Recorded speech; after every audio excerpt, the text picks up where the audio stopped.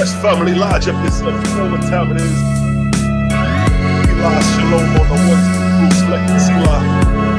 You know how we do. Yes, family. Tonight.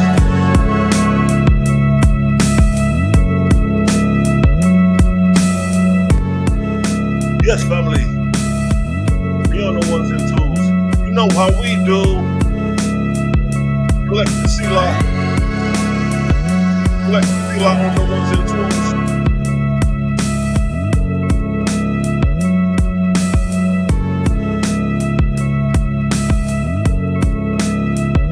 Run the rhythm.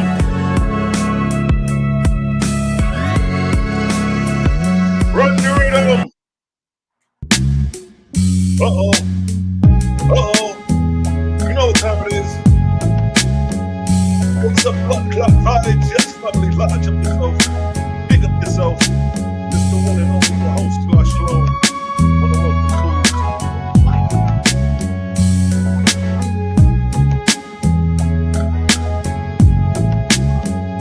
It's a blood clot vibes.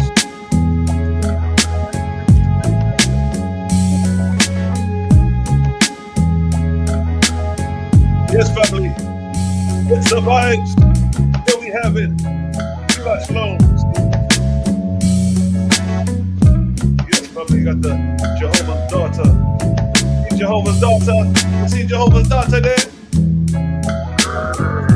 That's his daughter. Say peace. Say peace. It's the vibes.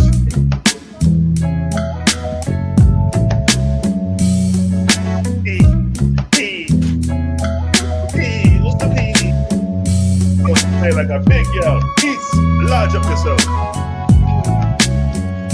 Yes, family. You know how we do. You know how we give it up. It's the vibe. You know how we do. You see the topic. You see the topic at hand.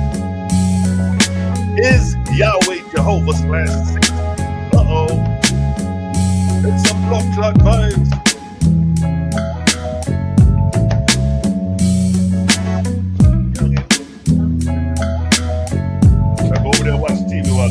My papa finish our work.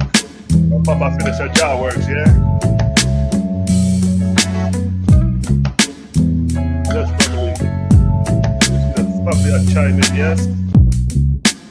All respects to the sons and daughters of the Great Spirit, the Creator. You know we acknowledge nothing but Creator.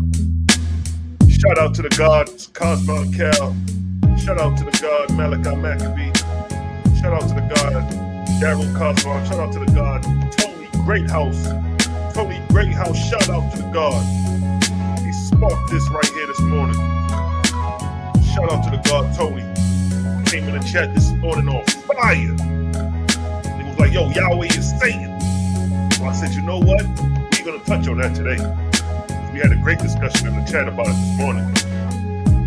Shout out to the God, Tony Great House, for sparking the mind, sparking this topic, sparking this discussion. You dig? Shout out to the daughters of the Creator. Shout out to the sons and daughters of the Creator. You know what I mean? Shout out Pam. Pam be going hard. Awakening Truth be going hard every morning. Shout out to Iman. Set apart living. You know what I mean? Nazarene faith is sisterhood. Shout out to Jamia. You know what I mean? Shout out to the Swift Messenger, the Hebrew, the Kiva. You know what I mean? Shana. If I'm hoping I'm pronouncing that right. You know what I mean? Deshaun, what you say? Shout out to all the sons and daughters of the Great Spirit, the Creator, as we keep it moving. We keep the vibes going. Keep the Jehovah vibes going. The sons and daughters of Creator.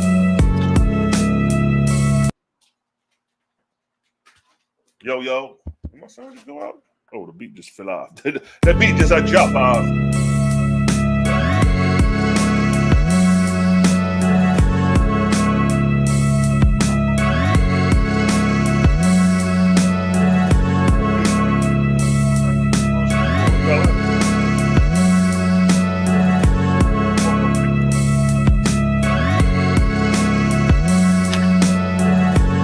Y'all see the topics, family.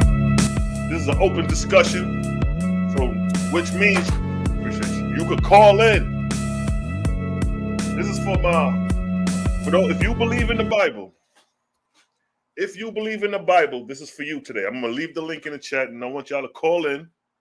And the topic, because, you know, shout out to the God Tony. You know what I mean? He threw we got a little Facebook chat called Create a Game. So he threw in the chat a link talking about Yahweh being Satan, and, you know, showing some of the etymology of the word and stuff like that. So, you know, we had a back and forth this morning, a great discussion. And I was like, you know what? That'd be a great topic to touch on today.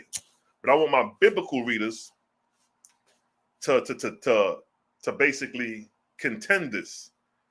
Because for us who read the Yawaspi, we can show and prove how the Great Spirit, the Creator Jehovah, was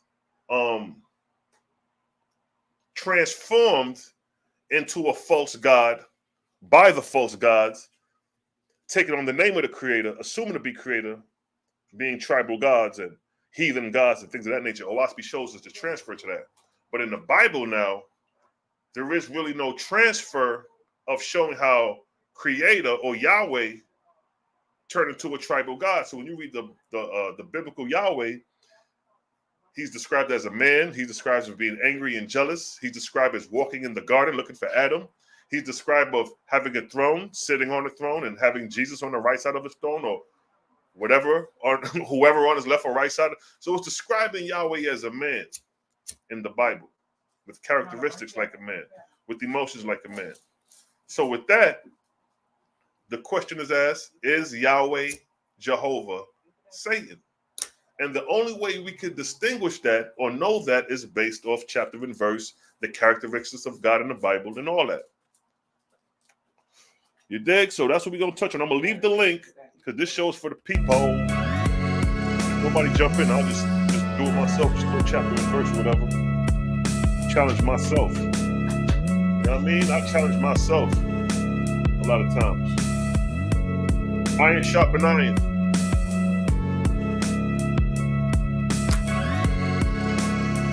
Let me show you. Come here, baby. Come here. Now, answer this question. Is killing good or bad? Bad. So killing people is bad, right? Is killing children good or bad? Is killing children good or bad? Bad. That's right. So as you see from a child, even a child can distinguish that killing is bad. She's a baby. How old are you?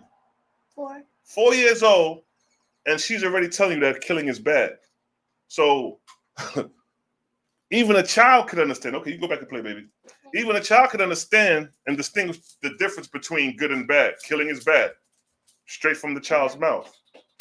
But you have grown folks, you ask them that if killing a child is bad, they say, well, it depends. Well, you know, if God says so, I'll do it. Look at the stupidity in an adult while the kid just give you a straight answer.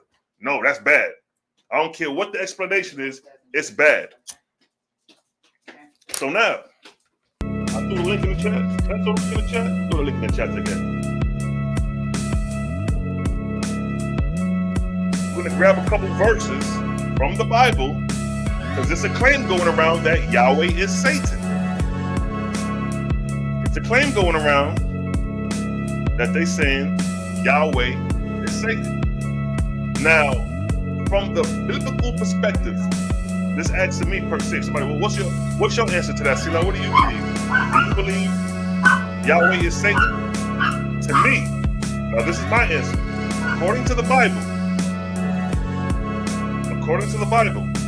based off the characteristics and behavior of the God in the Bible, I would say that the Yahweh of the Bible is Satan. If you disagree, you can challenge it. You're not challenging me, we're challenging text. I'm not going to give you nothing for my personal opinion. I'm going to pull up a chapter and verse showing Yahweh doing some diabolical shit. Just ask you to explain why. Or distinguish that diabolical act that Yahweh is doing. Matter of fact, let's get a diabolical act real quick.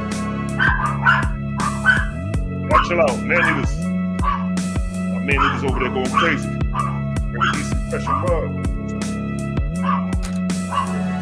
Matter of fact, let's get some diabolical shit real quick. See if we ain't tripping.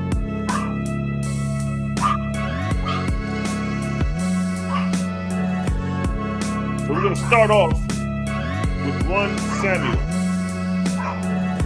And you know what? Before I go to 1 Samuel, yo, y'all chill out. Go sit out. Down. Relax. Before I get that, hold up. Let me sit.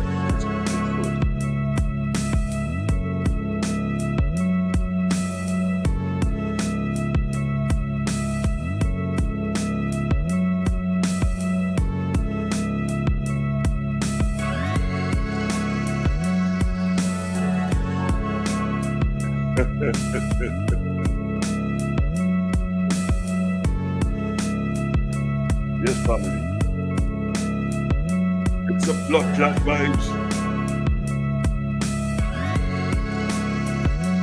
Alright. Let me get this verse. Getting a couple lines together. I mean, I'm putting my pawns up on the forefront right quick. Put my pawn verses up.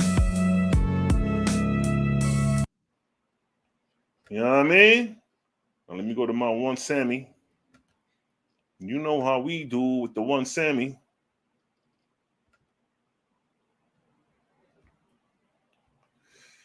All right. Peace to the God, Tony Greathouse in the building. Yo, Tony, you sparked this right here, King. You sparked this right here. You had me and Cosmo spark this morning. I love it. You know what I mean? Because we like to be, you know, sometimes shit get boring, yo. It's like, all right, what are we going to talk about next? Or, you know what I mean? What's the next challenging thing we're going to bring up? So when you threw that in the chat this morning, it raised my alert sense of like, this is a good topic to touch on. Is Yahweh/Jehovah Satan? Because you do have people who made the claim. I had this topic touched on plenty of times throughout the years dealing with the Owaspy in my earlier years. You know, Owaspy, I start off my presentations. You know what I mean? What was it? How I used to start off? Peace to your host, Shalom.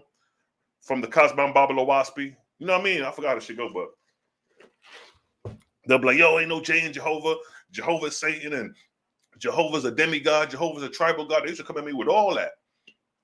But then when I started correcting them from the Owaspy, showing how it was false gods who took on the name of Creator and took on the names of other deities or just deifying themselves in general, now we're looking at the deified versions of Yahweh and Jehovah in the Bible, thinking that that's Creator with these satanic behaviors.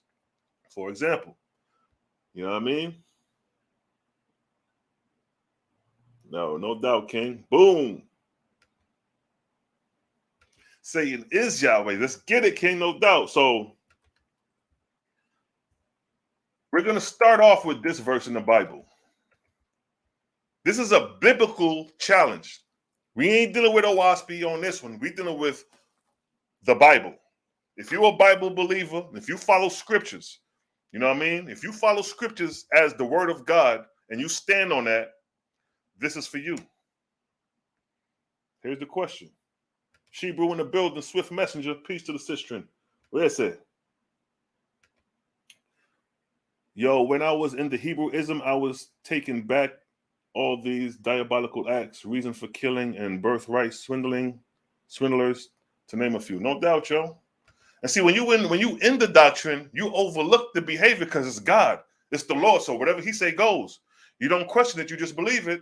You see what I'm saying? So you have a lot of Israelites with that same Christian mentality tendency.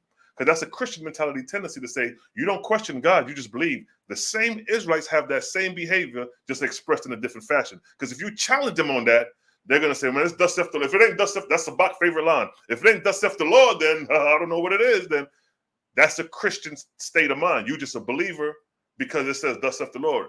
Nigga, the Bible say test the spirit. That includes the goddamn Lord. Test your God. You have the right to test your God. Ain't no lightning bolts coming down from heaven striking you for not believing in a doctrine. You was created with free will. You was created with free liberty. You was created to think for thyself and choose. You didn't have to choose to believe the Bible. You can stop believing the Bible right now if you don't want to. Ain't nobody holding your hand. You don't got no shackles on your brain. Ain't no lightning bolts coming down from heaven, throwing lightning bolts every time you disagree with scripture.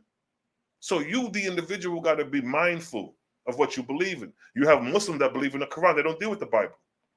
They deal with Quran. So that's a whole different belief system than what you would believe. But you could choose that the same way you could choose this. So Once you start believing in shit, man, you know, research and study shit before you just believe it, so you don't get caught in the snare. So you done got so headlong in the Bible. Now here come another book challenging the Bible, got better answers than the Bible that could rival the Bible. And instead of investigating and seeing the light within it, you get upset, you get angry, you start saying stupid shit like you're God, you get angry and jealous like you're God, you become a God of war, brothers and sisters. You know what I'm saying? I done seen it so many times throughout the years. When they can't answer a question, or they get caught in a snare, or we contradict their God. See, I don't deal with the Bible dealing with the Hebrew Israelite doctrine as far as the tribes. I address the gods, because it's the gods that got you believing and behaving the way you do. So now, we're going to start off with this verse right here. I got two verses I'm going to throw out, then we could go from there. Let me share my screen. Peace to God. I see you, King Father Satan. Okay. I'm going to bring you in a second, King. Let me just throw these verses up.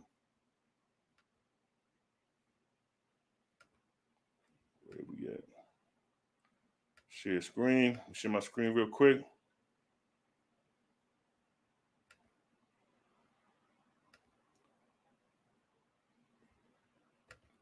So we just going here first real quick. Quick, fast. Exodus 20:13 states, thou shalt not kill. That's clear. That's coming from the Lord. The Lord.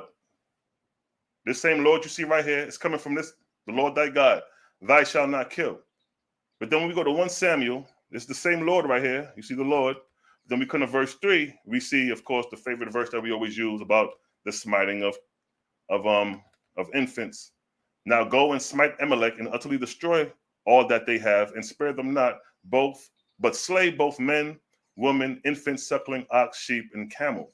Now, the question should be asked, thou shalt not murder and kill, but now the same Lord is telling you to go murder and kill, although it's another nation, being the Amalek, and the Amalek was enemies of Israel. But the fact that God is instructing you to kill now, and the fact that he's instructing you to kill infants and suckling, now, is that righteous, or will we consider that satanic? I'm going to bring the brother in because we got somebody in the chat. I'm going to go ahead and bring the brother in, and we're going to see what the brother's talking about. Bam. Peace to the God. Peace and prosperity be to you, sibling. How you doing? Peace, King. How you? Father Satan. Wow. Go ahead and explain that name for us, King. Well, here's the thing.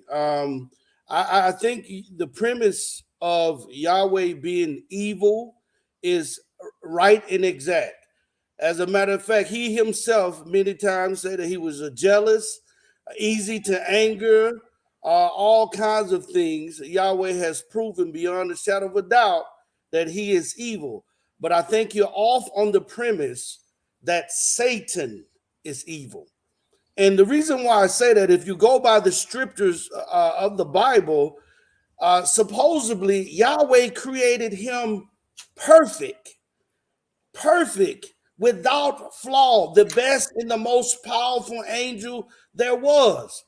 So the truth of the matter is, when Yahweh came to our plane, he wanted to create man after his image and after his likeness, and Satan disagreed. He said, what can this thing do that you will create? It will create chaos all over the earth, and it will create an imbalance to the people that are already here. So it was more of an ecological disaster that Satan was trying to tell Yahweh, do not create a man after your image, after your likeness. They will over multiply. They eat up all the fish. They will cause havoc all over the earth. So Yahweh, being easy to anger, jealous, hard-headed as fuck, didn't listen to that perfect being that he had created. All right? He created Satan to do exactly that, put him in his place when he was out of pocket. But Yahweh didn't listen, and he said, no, fuck you, Satan. You know, we're going to do this anyway. Now, the angels, or the entities, the people of earth were given angels over them. Each of the nations had an angel over them. The people that Satan was given was the Canaanites, or the humble host. The host of the planet was the Canaanites. The Canaanites was not created by the gods. That's why when the gods created their people, he said, to the land that I'm sending you, which was milk and honey, there's a people that already exist there. And those were the host of the planet, or the humble host. We didn't know much about war, but the gods did.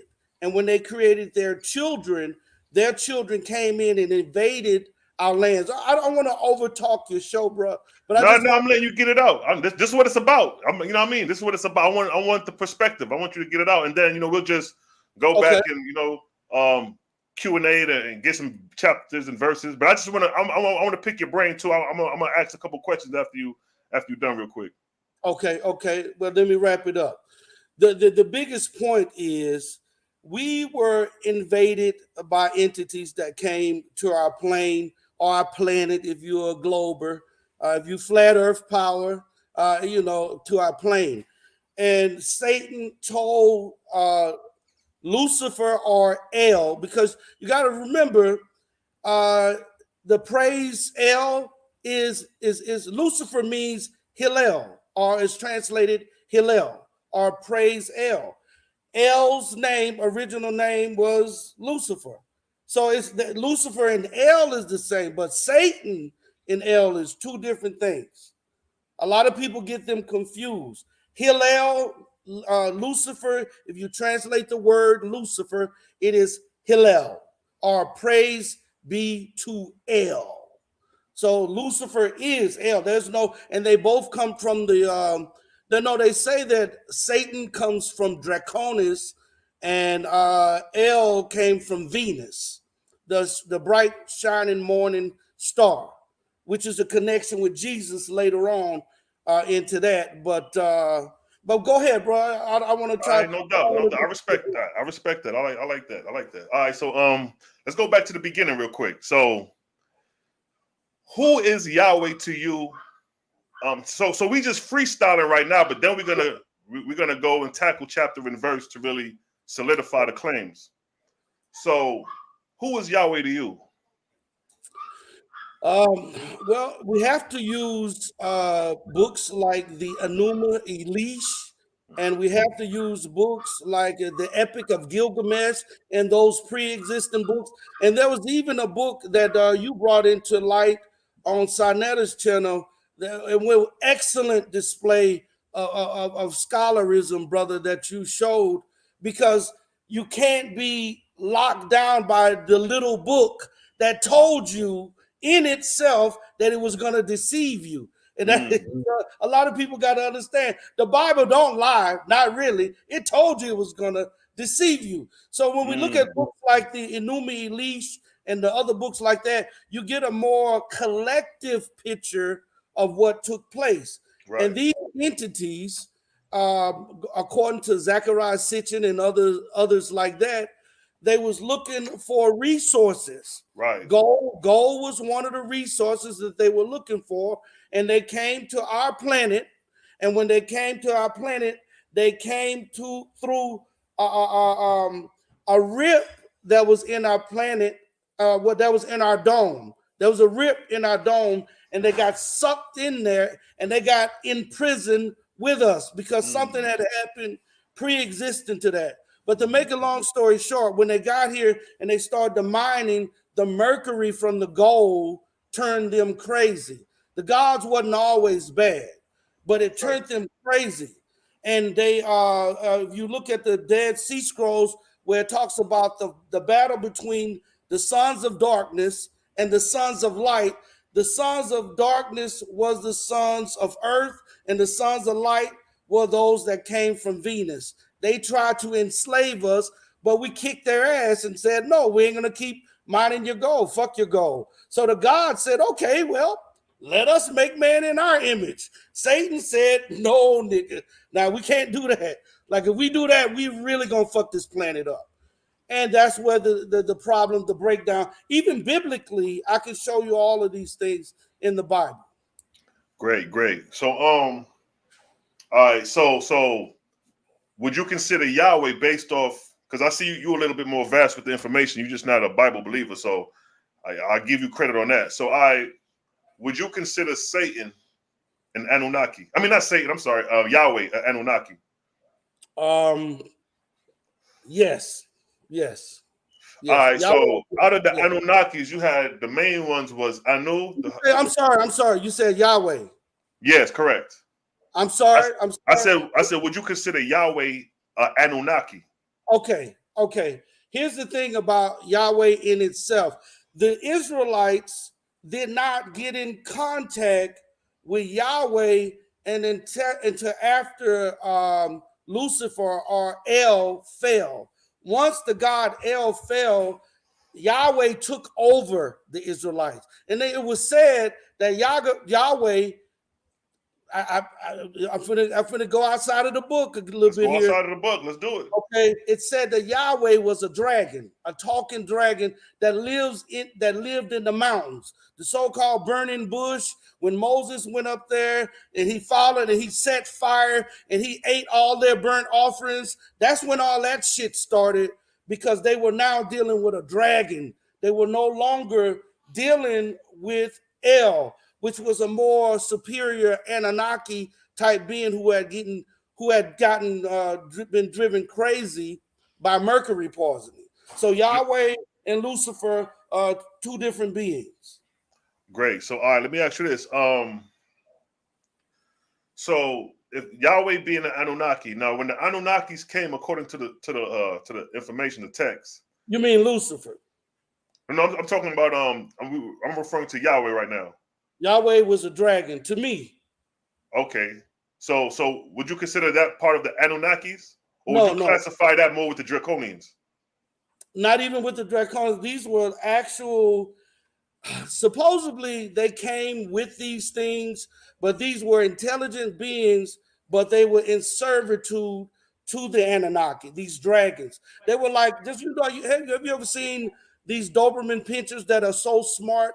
You can tell them exactly what to do. They were trained animals. Well, supposedly these dragons were trained, but later when the gods went crazy, they went and hid in the mountains. And later on, that one particular dragon, Yahweh, caused man to worship him. He's the one that got them out of Egypt and all kinds of shit. But he wanted worship. But I'm not, supposedly they protected him at 1 minute, and the next minute he demanded worship. So the story's a little gray in there for me. All right. So now when in Revelation and it talks about that old serpent, the dragon, would you classify that as being Yahweh? Yes, that old serpent. Yes, that they met in Mount Sinai. And then he said, your fathers never called me by this name. Duh, No, it's because there's a new God. There's a new God on the table. And that's why they was enslaved for 400 years in Egypt, because then their God had died. Their God had died. El had died, or Hillel or Lucifer had died. And Yahweh took over from there. So who is Lucifer? Lucifer was a commander, one of the high commanding individuals of the highest commanding officer of the Anunnaki. They called him El. If you ever heard about Inky and Anu. Let's stop right there. Let's start right there. I'm glad you brought them up, because that's where I was going when I was referring to the Anunnaki. That's when you referenced Yahweh was an Anunnaki. That's where I was going next, because in the Amuna Elish and the Epic of Gilgamesh, but mainly the Amuna Elish, you see the Anunnakis present. But then the gods that came to the earth was Inky and Enlil. Yes. And you have some people that classify Inky as Yahweh or Enlil as Yahweh, one of the two. They classify them as Yahweh. And they also some people also classify the Anunnakis as serpentine type beings. I've heard that in the past before as well. Yeah. So now our question is, you had Anu, the Sky Father, and then you had Inky and Enlil, who basically was running the earth with their sister Ninkar. So would Yahweh be one of the three, Anu, Inky, or Enlil? I think it would be Enlil. And Anu, you got to realize, like, Some of this is mixed in with the mythology that they came with, for as who they gave homage and worship to. But the truth of the matter is, Anil and Inky was the battle between Lucifer and Satan, or El and Satan, if that makes sense. The Inky and in Lil, because the story goes, in one story, Inky did not want in Lil to make man. And then in another story, they say that Inky made his own kind of man. But so it kind of goes back and forth. But the most popular story, according to the Quran and other ancient books, Satan, whether you call him Inky or not, did not want El to make another man because it was going to cause destruction and pollution all over the earth, just like it did. Satan was right. That's how, what's the name, made him perfect. He was perfect in his ways. A lot of people talk bad about, and especially Afro-Americans and many Afro people across the world, we don't even know that we are Satan's people. All of the angels was placed over people. He had chosen us to watch over. The most righteous, powerful, and let's say righteous, powerful, and I would say, there's a word that represents like pure righteousness to the core. Satan was that angel, man. He was that angel. All right, so, and this is a good build. You know what I mean? It's like, I ain't trying to critique. I just I want you to critique. Because we'll get to the critique. We'll get to the critique later because the critique is more with the text.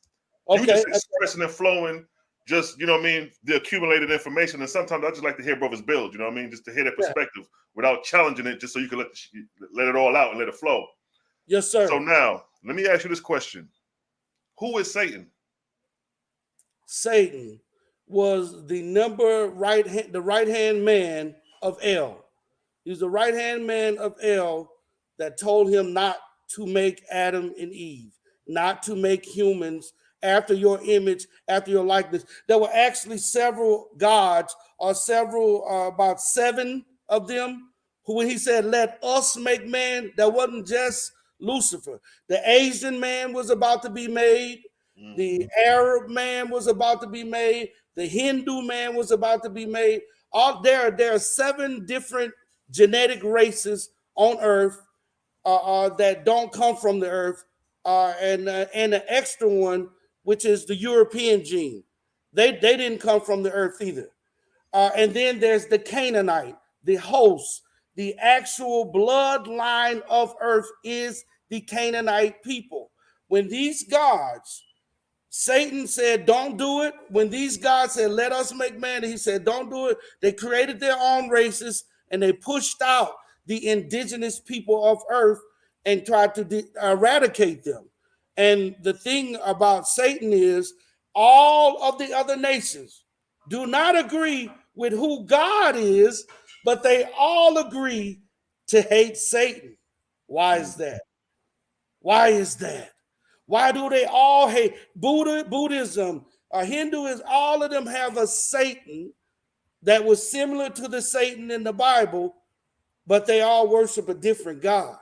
See, Satan didn't want none of their ass born.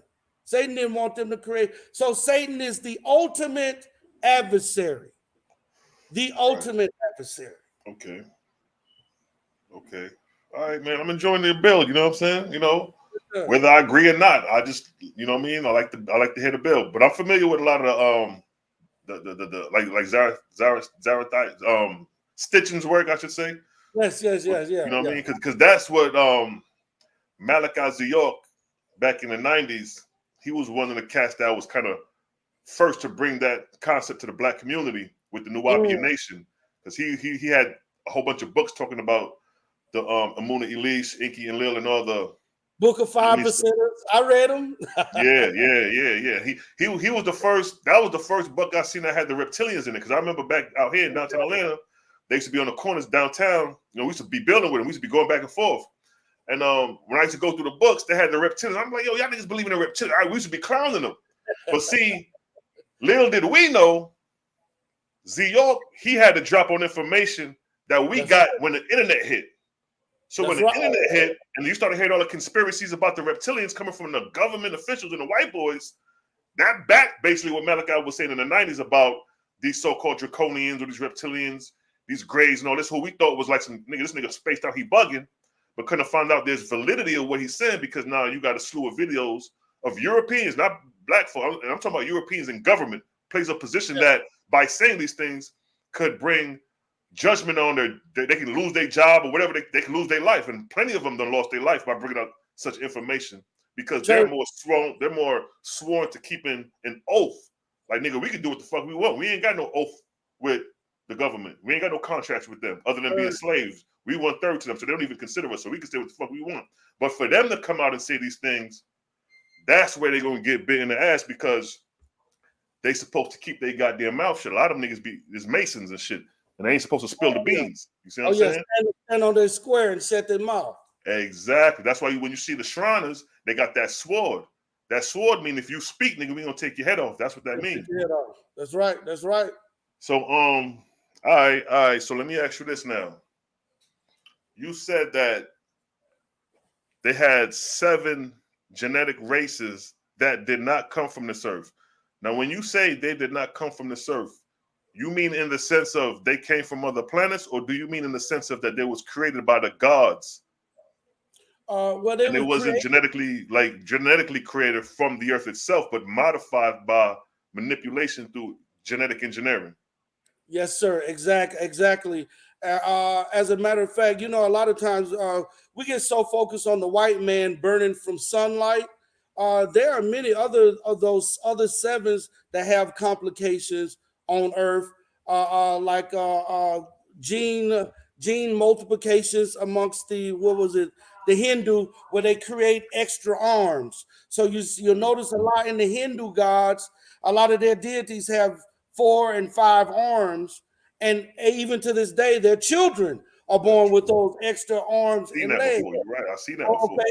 So they tried to deify their deformities, right? Just like white man deify his pale skin that burns in the sunlight, they were all taught to deify their deformities.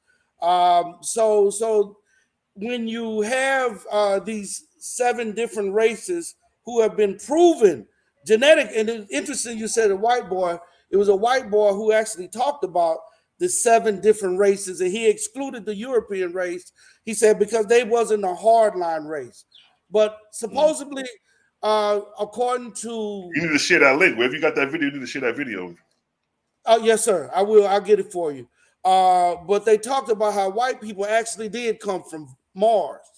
When they say women are from Venus and men are from Mars, that's a play on some real shit. That, hey, we know that there were some entities that came to this earth from the morning star. That's a reality. Same thing with Mars. The Aryan, supposedly that came from Mars, when he first got here, he used to be an average of 8 to 9 feet tall. He was the hairy, red hair Sasquatch. But supposedly the Moors took this animal-like creature that was on all 4s at the time. He was intelligent, which they underestimated, but he was still on all 4s, and they took him and they mated with him like they would mate with animals, and there was a hybrid born out of the Moors mating with them. So now you got, in our day and time, what do the white man teach you to worship? He teach you to worship, or our women teach them to worship the genetics of Europeans. If you are 6 feet 1 and above, that's a genetic trait of a European trait. So they teach it 666. That's funny that they say that. You got to be 6 feet, which that is a European trait. You got to have 6 figures, which is a lot of white men on the money. You know what I'm saying? And they say you got to have, 6-inch penis, but most black men got that anyway.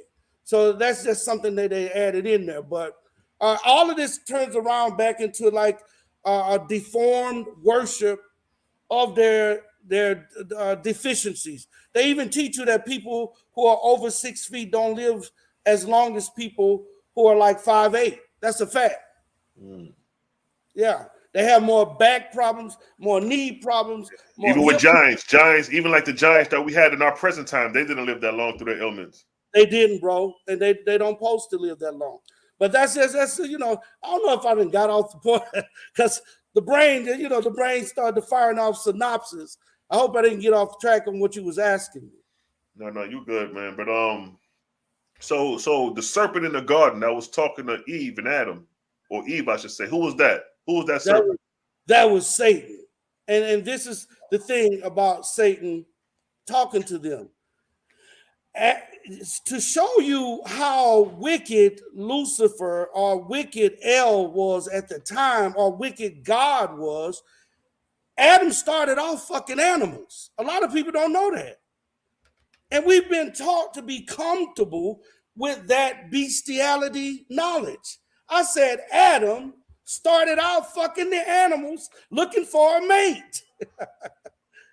This teaches, they teach you this. Adam started off fucking the animals. So when he could not find a mate, God decided to take from him the genetics and splice and make a female after their likeness and after their image. That's all they did. And that's what they made. Now, when they were in the gardens, they were treated like nothing more than animals.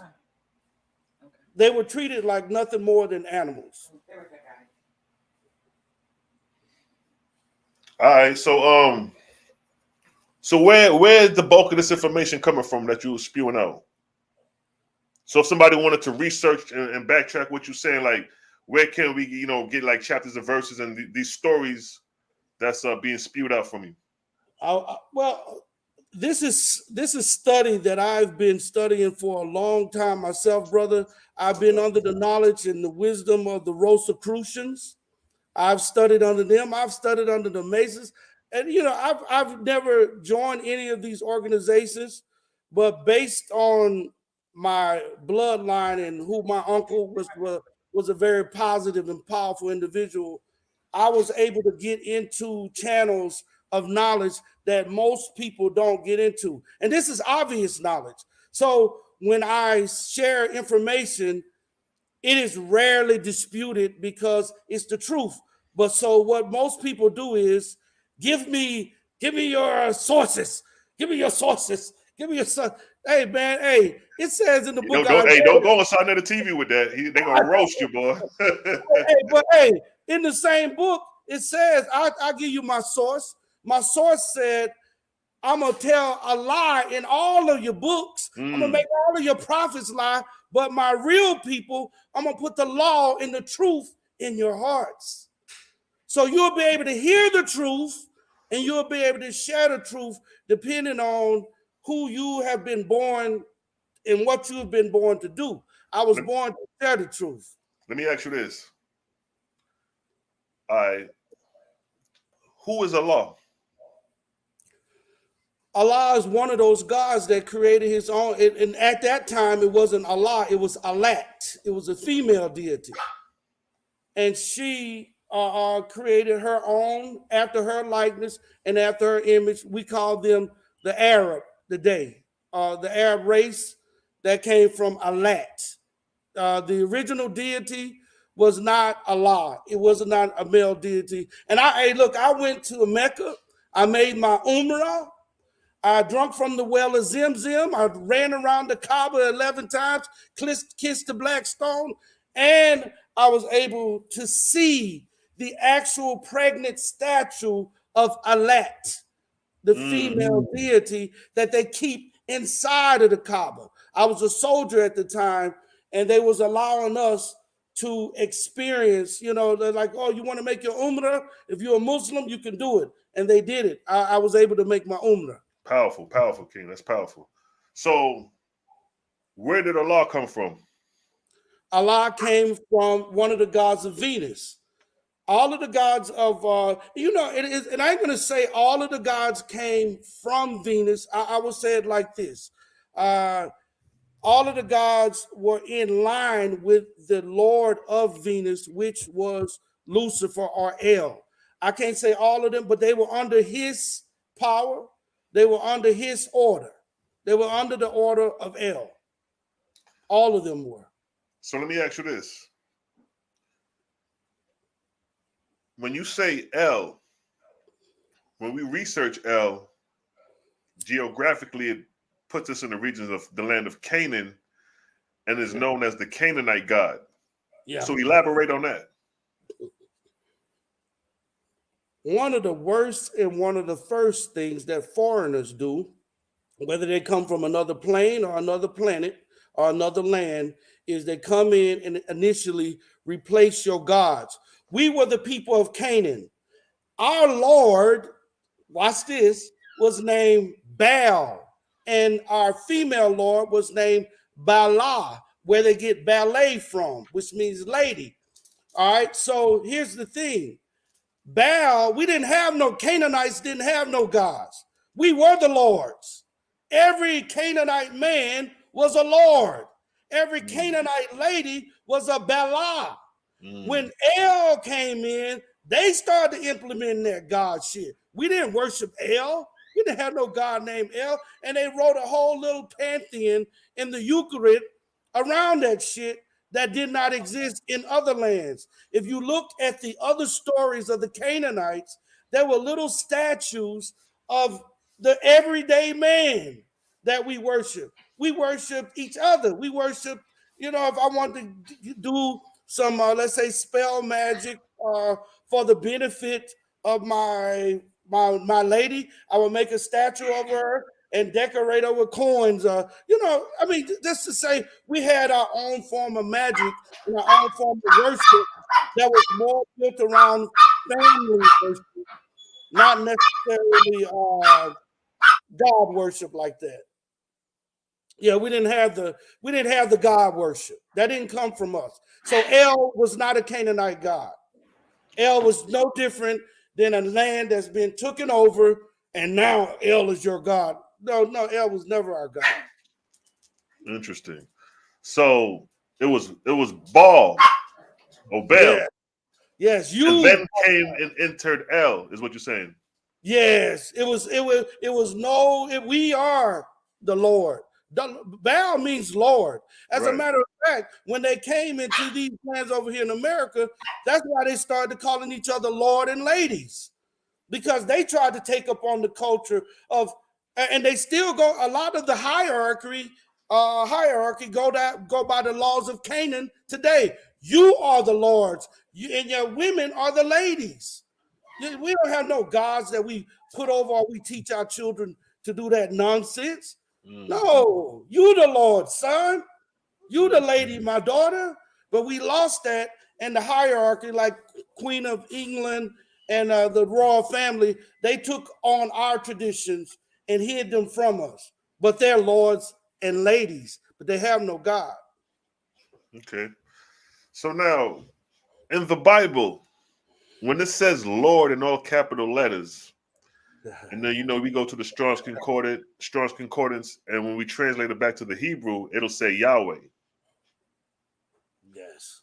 Yes.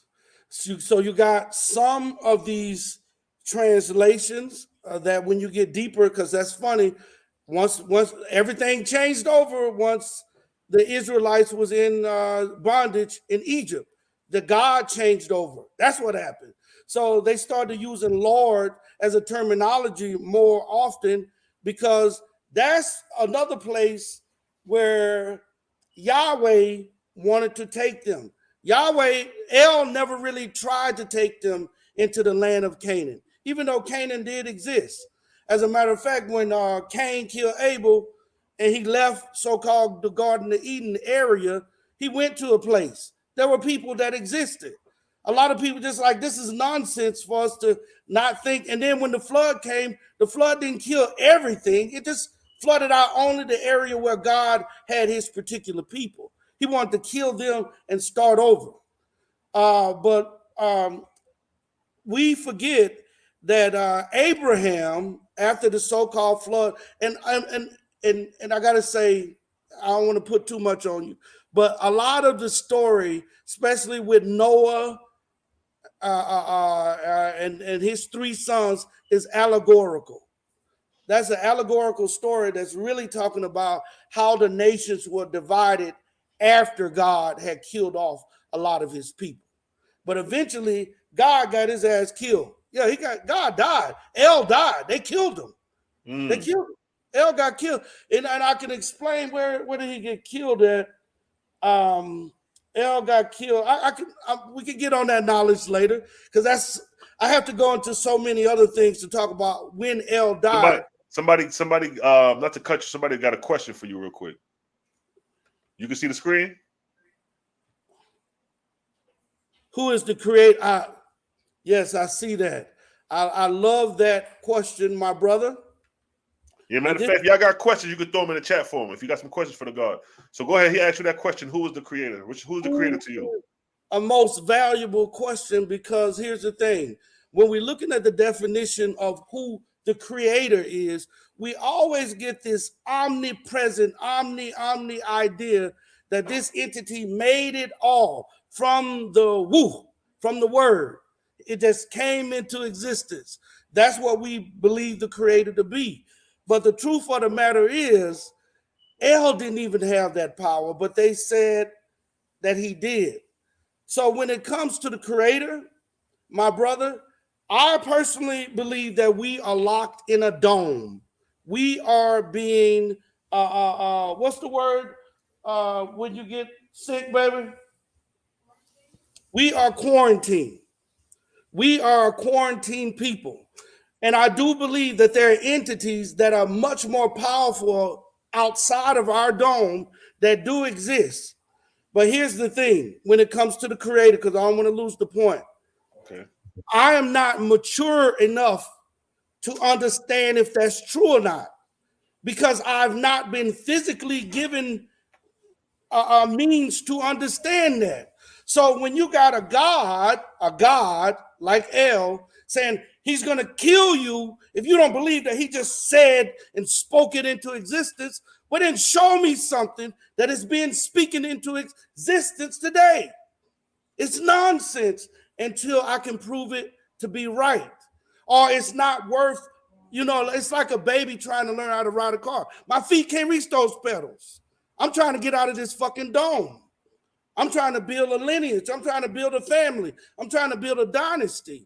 Words and questions like that are beautiful and powerful questions. But unfortunately, they will get the average brother and sister wrapped up into insanity, because it do not match with the physics and the laws of nature. I'm not here to prove that Jesus walked on water, but I got some Israelites that call in. Did Jesus walk on water? My nigga, if I could do it today, I say yeah. But if I could see it today, I say yeah. But I don't know if there is a creator, brother. I don't know if there's somebody outside of our dome that has the ability to say woo and bring something into existence. And neither do I think that that gives you any power to know that unless you can prove it. All right, now we got one of the sisters. She got a question. Thanks for the answer too. She got a question for you. Look on the screen. Will this dome be destroyed? Yes. And here's the thing. It's a very, very difficult thing for us to do as a people. But the dome exists because the original inhabitants, or the Canaanites, were infected. You remember how they used to say that the Native Americans had the ability to cause it to rain, cause it to snow, cause thunderstorms and earthquakes? Well, we got that ability. And when the dome was placed over us, our ability to absorb the sunlight and have access to some of our gifts got cut down. But now, because of pollution, the dome is melting away, and more and different gamma radiation and different radiation from the sun is getting in that gives us back some of our original abilities. But we're babies right now, and we're So, genetically deformed. Go so ahead, based bro. off the sister's question, Yeah. will this dome be destroyed? Is that based off a prophecy? Well, I mean, there could be some prophecies. So the Bible is so interesting and so intricate. Like I say, I don't throw the Bible away. I actually believe in the Bible because the Bible tells the truth about itself. But I will say the dome will be destroyed as we awaken because we will no longer need the protection of the dome. The dome will disintegrate, but those who are not able to withstand that radiation from the sun will die. Those who are not able to withstand the energy that comes from not having. See, the dome is two things. When you have been quarantined, you're being protected from yourself and you're being protected from the environment. As this dome dissipates, and it dissipates slowly, you're going to see changes. Death rates right now, they're blaming it on COVID or that thing. I don't even want to say the word to mess up the show, but they're blaming. It could be that radiation could be getting in certain areas, and they're trying to blame. So many people are dying and falling off. Oh, that's COVID. That's COVID. Oh, no, it could be we getting different radiation, and they're trying to hide it. Don't believe nothing our enemy says. We could be, and it isn't funny. Right before COVID struck, black folks were supposed to get some kind of superpowers. Y'all, I don't know if y'all remember that, but literally like 2 months or that same year, right before COVID struck, we were supposed to get superpowers. But we act like we forgot about that shit. I didn't forget about it. No doubt. All right, no doubt. All right, you're doing good. You got another question on the screen. What happens after death? Siblings. Now this right here. This is so important for us to understand. What happens after death is contingent upon what you put in your head while you're alive. So this is what happens after death. Some of us go to a place of stasis, or it's almost like a holodeck. And what we do there is you do what you've been planning to do your whole time. Sometimes we don't even know that we've planned our own hell. And that's what white folks taught us to do. Remember, I'm just going to walk around heaven all day. That's fucking hell. You want to walk around heaven for thousands of years just walking? That's how they fucked us up. So what happens is we go into these stasis. Some of us can be cognitive enough to know I'm gonna stick with my ancestors, I'm gonna stick with my children, and I'm gonna be ancestor to my children, and I'm gonna have the ability to assist them in the afterlife. When they taught us about heaven and hell, they put you in prison. Heaven and hell is a prison. Listen to me. If you're going to heaven, you're going to worship and kiss God's ass all day where you don't have sex, you can't smoke weed, can't do nothing. Or you're going to hell where they're beating your ass all day, they're killing you. They're prisons. Hell and heaven is a prison. Stay away from it. What you believe while you're alive, your brain becomes imbued with it. That's why when some people say they die, they don't experience nothing because it's a transgression for you not to believe something. Also, you blank. They say, oh man, when I die, I don't believe in that shit. Well, your ass gonna be in a black nothingness.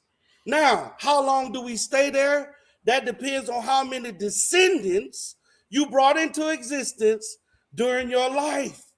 One of them babies, if they remember you and they think about you, they see a picture of you, they're gonna grow up with, oh, I miss my grandpa, my pawpaw, I love him. Pawpaw come right back. The good ones of us come back. because we're loved. That's why we used to have family reunions. We used to get together so you can know who your elders were. They didn't want to stay in the afterlife too long. We used to try to get born again. See, the original born again was what we used to fight for. We used to leave inheritance to certain family members in hopes that that family member would bring us back. Yes. You got another question. That's great. That's great. You got another question on the screen. This is a set apart living. This is a female queen. Yes. She has a question. Oh, where can I find this information? Okay. Hey, Seth. Seth. Can I see your Bible, please? Can I see your Bible? 1 second, please. You handle your business.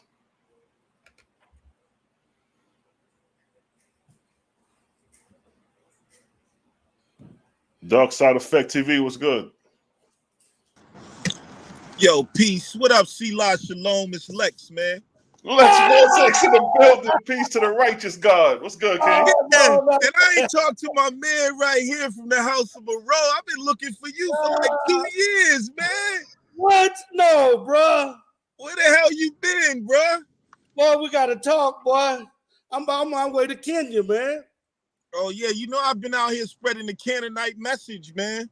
I already know, bro. You was one of the first brothers to ever build on it, bro. And I never forgot it. I will answer this sister's question. If you can see this real quick, sis, it's called the Holy Bible of Canaan. The Holy Bible of Canaan. You can get this book. You can get it off of Amazon. And it has all of this knowledge in it. They burnt that book on national TV. But hey, my boy Lex. Hey, Lex, you know about that book right there? I remember when he wrote it, when they was writing it, bro. Who wrote that book? Huh? You wrote that book, King? Yes, sir. Show it up again one more time. Bring it closer. Perfect. Man, it came a long way. I remember he showed it to me in a PDF form. Like, yeah, I sent it to you. Yeah. And where can we purchase the book at? On Amazon, bro. You can get that book on Amazon, and it breaks down. It goes way more. That's why I said I could get sidetracked with how much we break it down in the book, and it's broken down in a very positive. We use pictographs. And you wrote that book? Yeah, yes, sir. It's 500. Hey, we're gonna set up an interview where you can go through and explain the book. Then I ain't know that. That's what's up. I would. Matter of fact, I would love to send you a copy, my brother, and then we can set up the interview. And I'm gonna send my email in the link. Just copy it and save it. Done deal. Done deal. I'm about to send it right now. Lex Vortex, what's good, King? Man, what's popping out here, man? I see y'all still exposing these false gods out here. I like it. I like it. Yes. You know how we do, son. Yeah, but Yahweh is Satan. Whatever That's you want to say, Jehovah. And when I say Satan, I don't mean the Satan they talk about, because Satan is actually the good guy. I'm talking about, they tell you that the devil deceived the whole world, right? Right. The whole world. That's right. But then who's the world worshiping? The majority of the world is worshiping YHWH. Whatever. Go in, son. Go in on that. Go in on how Yahweh is saying for a minute, Lex. Because I mean, I come from the Gnostic school, right? Right. But you can go further than Gnostics, because that's coming from an older tradition. Because if you go into West Africa, they call it Yorugu, about this deity that was born, through some type of violation of law with his mother Sophia, right? And then he forgets his origin and begins and thinks that it is the all-powerful God. And it's like a representation of the ego. And he begins to say it is I who did everything. And then he begins to create. But he's imperfect. So what he creates becomes imperfect. And so when you read the Bible, that's the deity you talking about. That's why the deity is violent. That's why it's racist. That's why, and it doesn't like Canaanites, black people, because it is not indigenous to the planet to some degree, and it's adverse to nature. So, you know, when people, if you have a God that is bipolar, then you got a problem. You know what I'm saying? And when you look at YHWH, I mean, in any logical mind, this is a sadistic being. Church. Even to his own people, the Israelites, which are nothing but some mixed mountain, them people that came out of the mountains and attacked us. Israel becomes a federation of them Eurasian groups that cut a deal with some interdimensional beings for power. And then, and that's the Yahwehs. You know what I'm saying? They say Yahweh, but I would say Yahwehs. I heard that before too. I heard the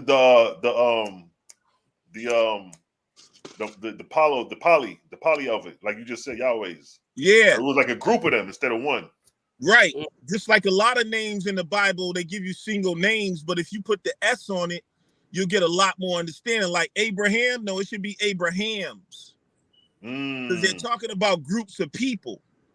And you can track their migration patterns, you know what I'm saying? So when these people come out of the mountains of Eurasia and invade us, you know what I'm saying?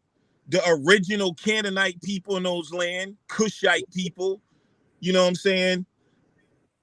They're following this God. And this God takes on different names in different cultures. In India, it's called Indra. It's the same deity. If you go into the Vedas, Indra is this storm god, right? And he hates the people that he calls Sudras. The Aryans hate them. And who are the Sudras? The same as the Canaanites, these dark-skinned people that they said that Indra is going to help them destroy. So you'll see this common theme with this religion, which is a virus to infect the world, to take over and to kill indigenous people. And the word Canaanite is just a word that means, that can apply to a lot of indigenous primordial people of the planet. You know what I'm saying? Right. When you look at the Abrahamic religions, you'll see that it's all hostile toward indigenous people and their cultures. Everything in there they say that you can't do is an indigenous practice. You know what I'm saying? No stargazing, no contacting dead. What's up with that? Oh, you can die contacting your ancestors. You know what I'm saying? They call it witchcraft and and sorcery and all of this stuff that we need, these ancient practices that we practice to get in tune with the universe, like numerology, astrophysics, you know, contacting our ancestors for guidance, all of that. Why you think the Bible outlawed it? So you could be asleep and not get in touch with your power. And they demonize it and say it comes from Satan, when they the soldiers of Satan. They tell you that the God is a man of war and Israel is his battle axe. You see that? So he put together a war machine. You know what I'm saying? And Israel is not just one group of people. It became, because if you look at it, what happened is, as those Eurasian groups came out of those mountains, out of the Zagros Mountains, out of the mountains of Turkey, which is why the boat landed in Turkey, because that's their origin. And you'll notice it's always going to lead you back to that area of Turkey between the Caspian and the Black Sea. For some reason, even Paul had to go to Turkey. Right. The Garima Gospels that came into Ethiopia, what they try to say, was brought into Ethiopia by a Turk named Garima. And he messed their mind up with that religion. So, yeah, man, there's a lot of, but those groups, they became a confederation and they named themselves Israel. Let me ask you this, Lex. They have no lineage of like ancestors. It's the same thing you see today, how European nations became the European Union. Israel's the early Eurasian Union against indigenous peoples for land and trade. So it all comes down to taking over your land, taking over trade, resources of the earth, and enslaving you. And I believe they cut a deal with those interdimensional beings, whoever they are, whatever they are, they're not from earth, right? And it's a good thing my man said it, we didn't have gods. Think about this. Why do you need gods? Where does the need to worship even come from? That's crazy. Like, you just live life. You honor life is God, is what you honor. And like, you know what I'm saying? In terms of the creator, facts. Nobody will ever solve the mystery of the so-called creator. Facts. It's in everything, flows through everything, and it don't give a damn about your personal feelings or your light bill. It's busy running the universe. You know what I'm saying? Like, so when people personalize the creator, like, yeah, the creator paid my phone bill, or like, you know what I'm saying? Like, bro, like, it's a force and it's an impersonal force. That's why we call it the force. You know what I'm saying? And I believe it's the force of complete purity and what some would call love, but it is definitely not some a deity. Think about this, a deity, and I always say that Yahweh is a bipolar, genocidal real estate agent. What kind of deity, creator of the earth, is concerned about one plot of land? What kind of evil real estate agent are you, bro? You know what I'm saying? Like you got the whole universe, and yet Israel, this little desert piece of land, is what you're concerned about? Like that, like you chose, and you're racist. You got a chosen people. So that's you deep. See the origin of racism. How could the creator of everything turn around and hate its own children?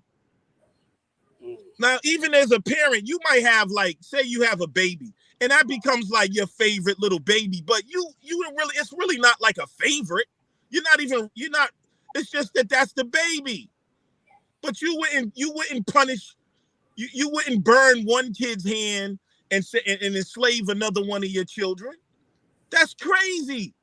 You wouldn't even put a lighter to your kid's hand, never mind plague them with disease and send them to war to get killed and enslave them because they forgot to worship you. And worship itself is narcissistic. Any being that tells you to worship it is trying to suck your energy. If I always the most humblest being in the universe would be the creator. Think about this. Right. And I always compare it to a martial artist. You know, you got dudes that walk around talking about how they can kick your ass, they scream and yell. If you run into a true martial artist, he knows he can kick your ass, you won't even know it. Exactly. There's no need to brag. I don't need your worship. I don't need your acknowledgement. If I'm God, why I need your acknowledgement? Why I need a sacrifice from you at that? I'm all there is. I'm all powerful. And you have no choice but to acknowledge me just when you breathe. So if I'm asking you for some, your first cattle, and by the way, the Israelites were sacrificing their firstborn sons. So people always talk about the Illuminati and all this, and they got it backwards. It was Yahweh that was asking for people's firstborn sons. And you know, I want to add something to that, Lex. It's interesting because there's two places that El and Yahweh showed their weakness, and one is when he created this man after his likeness and after his image.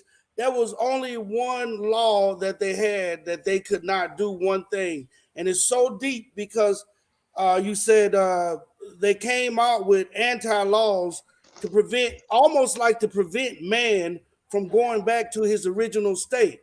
And one of those, peace and prosperity, my brother. Peace. But one of those things was, it said the forbidden fruit. A lot of us don't understand that when you have a child, nature automatically gives you a fruit to reconnect with thousands of years of DNA knowledge. So it's imperative that the woman and the man consume some of the placenta. Because if you do not consume the placenta, you miss out on divine wisdom and knowledge that the Most High or your ancestors have collected throughout thousands of years. You have to consume the placenta. But as you were saying, Lex, God told them not to consume it because he wanted you to stay naked.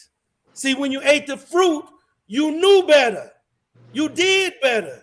You got your power back. You got your armor on when you consume the placenta. It's crazy that you said that. You have your armor on, right? Yes. Because, I study every word by word in that garden story. And when it said that they put fig leaves around themselves, it's actually can be translated armor. Interesting. But only after the fruit. Yeah, so after they bit it, when it said they knew they was naked and they sold fig and they covered themselves, Yes. Right. It can be translated that they was preparing for war, for a rebellion. Wow. Yo, deep. All right, yo, let me introduce my brother Cosmo and Cal in the building. Salute, Creator Gang. Peace. Creator Gang is in the house, man. I just stopped through, man, seeing y'all brothers chopping it up. Man, I seen Lex Vortex. I got the Vortex spinning on this thing. What's up, boy? What up, man? What's going on, homie? Chilling. How you, man? How you? Oh, I'm holding on like a hubcap, but I'm still spinning. You hear me? So let me ask you the question, because I'm just randomly asking the question based off the topic. Because this was sparked from this morning, man. This was a good bill we had this morning. You know what I mean? So I'm gonna raise the question to you, Cosmo, and everybody just building.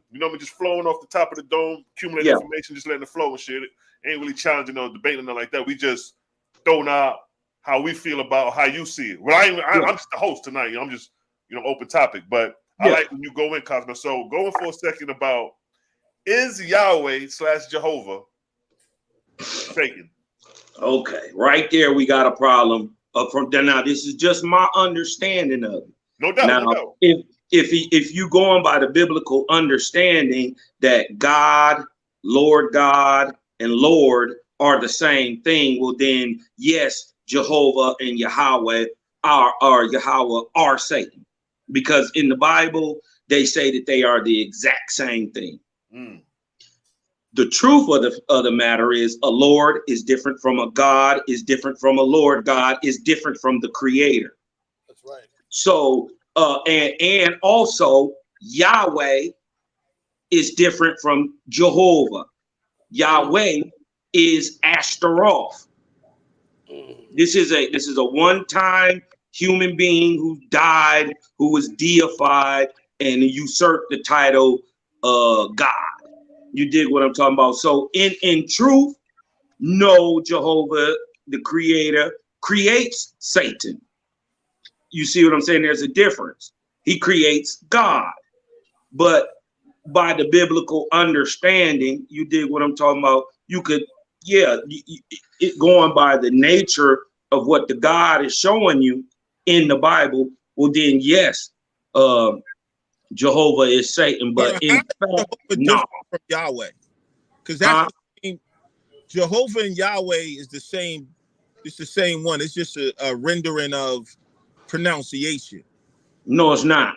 I get what you're saying. I get what you're saying, but in truth, they're not. Yahweh did a thing, and Jehovah did a thing. All right, now let me ask you this, Cosmo. Yeah. When you say they not, how can we prove that? Is this based off of scripture proving that they're not? Because like when I go in scripture and go to the Strong's concordance, it'll show Yahweh on both sides. It'll show Yahweh saying thou shalt not kill, but then when we go to Samuel, it'll be saying Yahweh telling niggas to go slay the infants.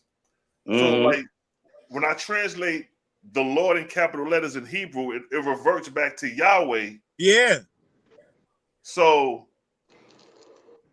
well, like I said, that's elaborate. Go ahead. That's in fact a truthism.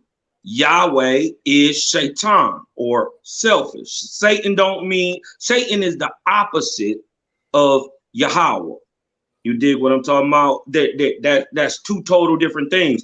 And it don't say that Jehovah did anything in the Bible. He told Moses that Abram didn't know my name.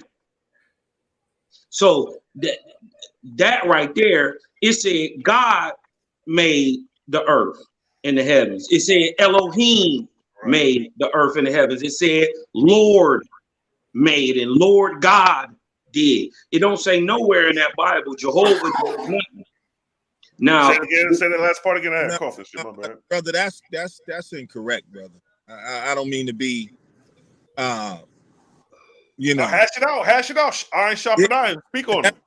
That's incorrect, man. The Lord God that's just Yahweh Elohim, Jehovah Elohim. It's the same thing translated. When you see the Lord God, that is Yahweh Elohim being translated into English as the Lord God. Now, well, first of all, when you say things like Yahweh Elohim, you are deifying a thing that doesn't need to be deified. So, like I said, Jehovah, in fact, is not. First of all, you got to understand the biblical deity is not the creator. That's number one. Yeah, we already established. Oh, right. The biblical deity. No. Let me interject for a second, Cosmo. We just coming from the biblical perspective, so we're not dealing with a waspy. We're not dealing with a waspy. Biblical. Go ahead. Biblical perspective. It says Elohim created the heavens and the earth. Biblical perspective. It says God made man. Biblical perspective. It says the Lord is a man of war. The Lord is his name. Now, if you can show me with the Bible the definition or the differentiation between Lord God, and God, well, then we can go with what you're saying. Yeah, now you know what? That's easy. You know what, King? Matter of fact, let's bring up the etymology. Go ahead and speak on it, Lex. I'm gonna bring up the etymology. The Lord is Yahweh. The Lord God is Yahweh Elohim, and God is Elohim. That's all that is a translation. So okay, so it's El the creator, but you got to go back, regardless to what you're saying. Is El the creator? Yes. No, no. If we're El is the Canaanite deity. So how could he be the creator? El is the creator deity of the Canaanites. Of the Canaanites. Okay, what about the people in America? Did he create them? All right, now we're getting into exactly that they're not the same thing. Hold on. That's like saying is Allah the creator deity?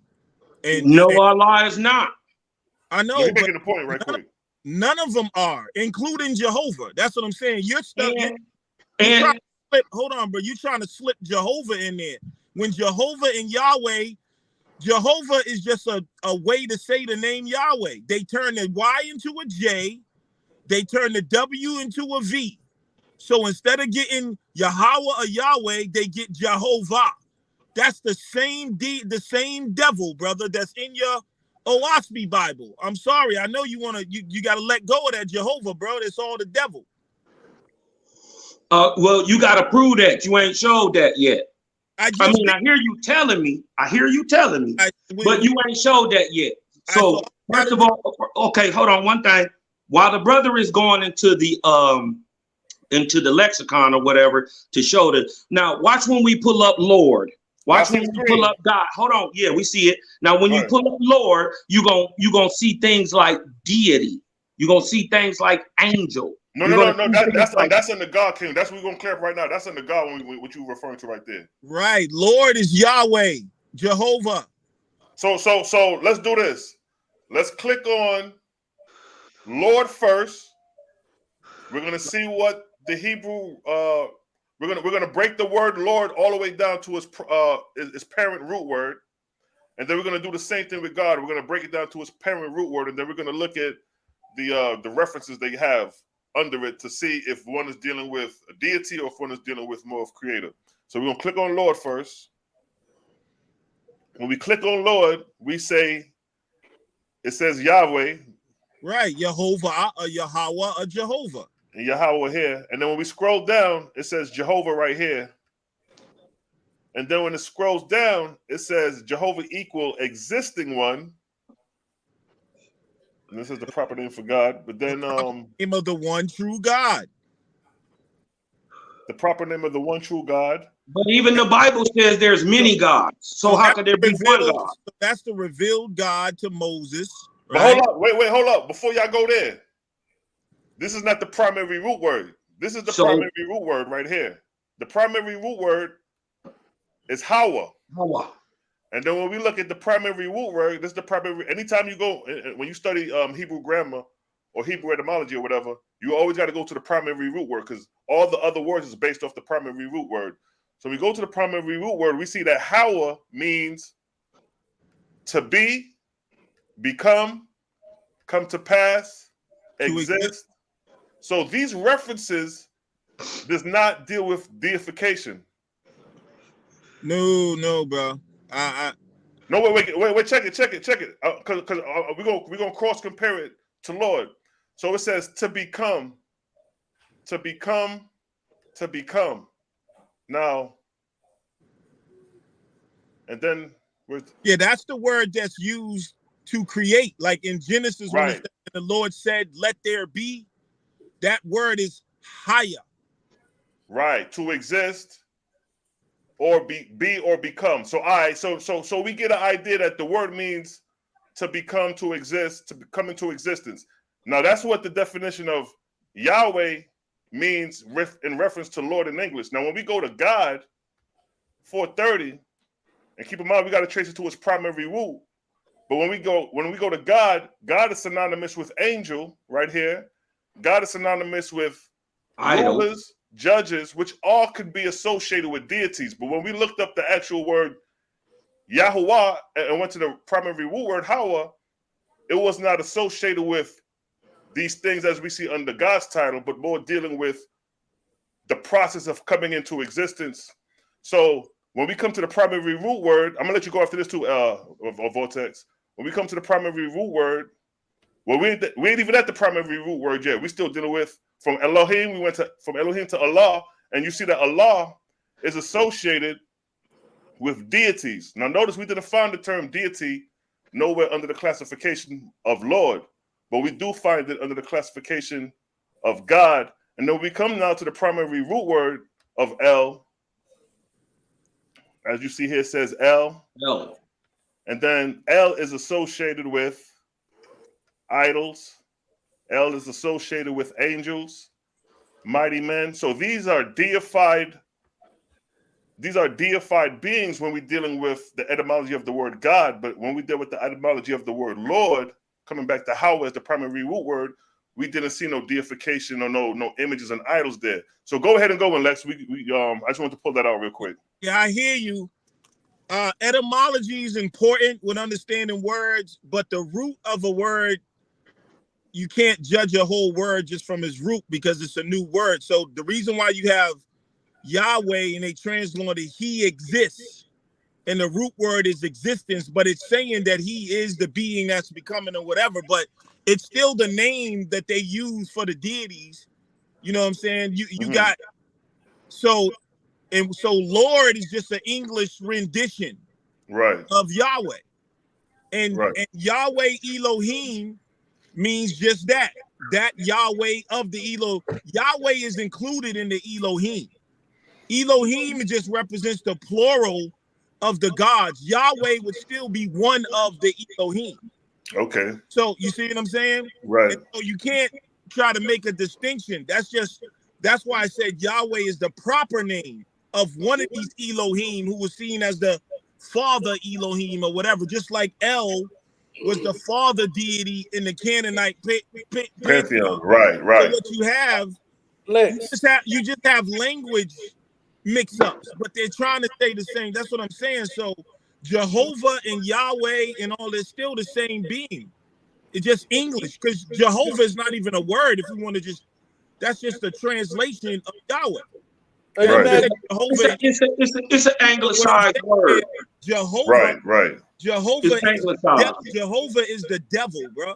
There's no way, like Yahweh, Jehovah is the same thing. Like I don't know how you can get out of that when that's the English translation. Can I add something to this, brother? Yeah, go ahead, Ken. Go ahead, Father. Father Satan. Go ahead, brother. Here's the problem. Even with the word Lord, y'all gave two excellent examples, different examples of what the word could mean.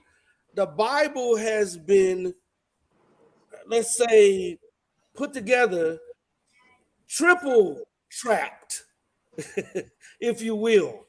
In the argument that y'all are having is exactly what the Bible is supposed to do. You're actually both right. I could have started my argument and said, no, Lord means Baal. Baal mean husband. It represents. We will all be three trapped into what the Bible came to do. The Bible was designed to confuse those who were the children of God. I'm sorry, go ahead, brother. No, yeah, and like I was saying, it really is no argument. I said, if we're going by the biblical understanding, then Jehovah is Satan. I wouldn't even try because then I'd have to show you in the Bible that Jehovah, Yahweh, or Yahweh,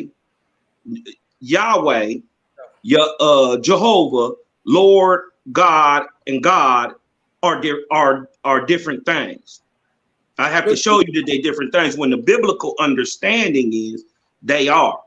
You do understand his point, though, that he's saying they're saying I can take, and this happens all the time. There are so many Hebrew Israelites that are arguing with each other over the same subjects and say, I can show you in Jeremiah. Okay, well, I can show you in Isaiah. I'm done right there. I'm already done because I've seen that it's already. I can show you in the Bible where we used to naturally practice witchcraft, and then you can show me in the Bible where God killed people over witchcraft. So what I'm trying to say is the Bible is designed to do exactly what it meant to do. The best thing to do, Lex, is you to see his half and say, yeah, I see where he can get his point, and you do the same to him, and y'all become wiser from the experience. You're breaking the spell of the Bible. Right. Y'all doing good too. If you notice, I didn't disagree with the brother.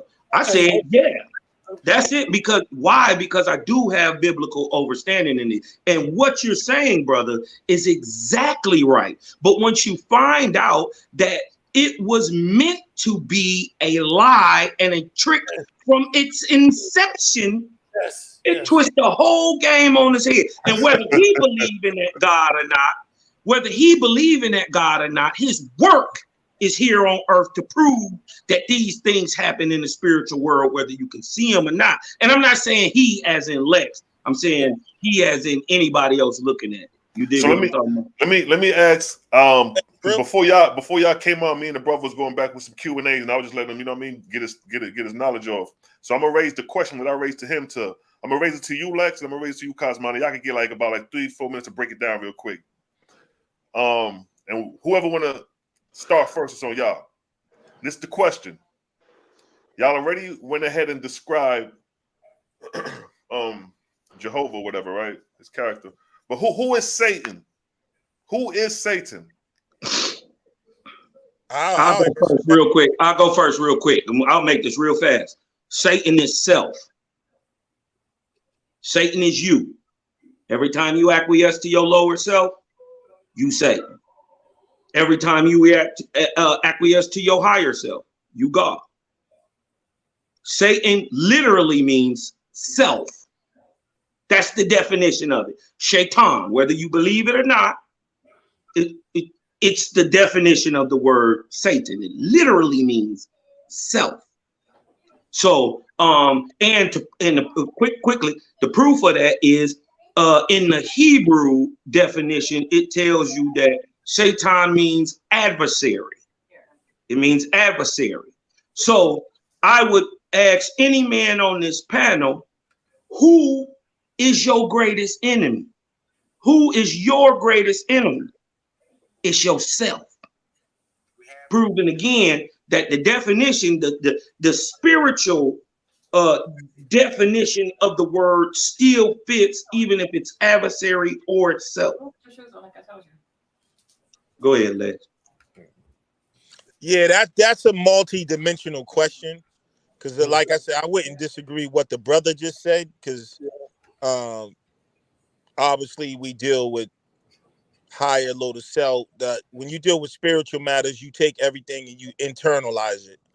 So God and the devil and all, that's what they call the inner jihad between the lower self and higher self.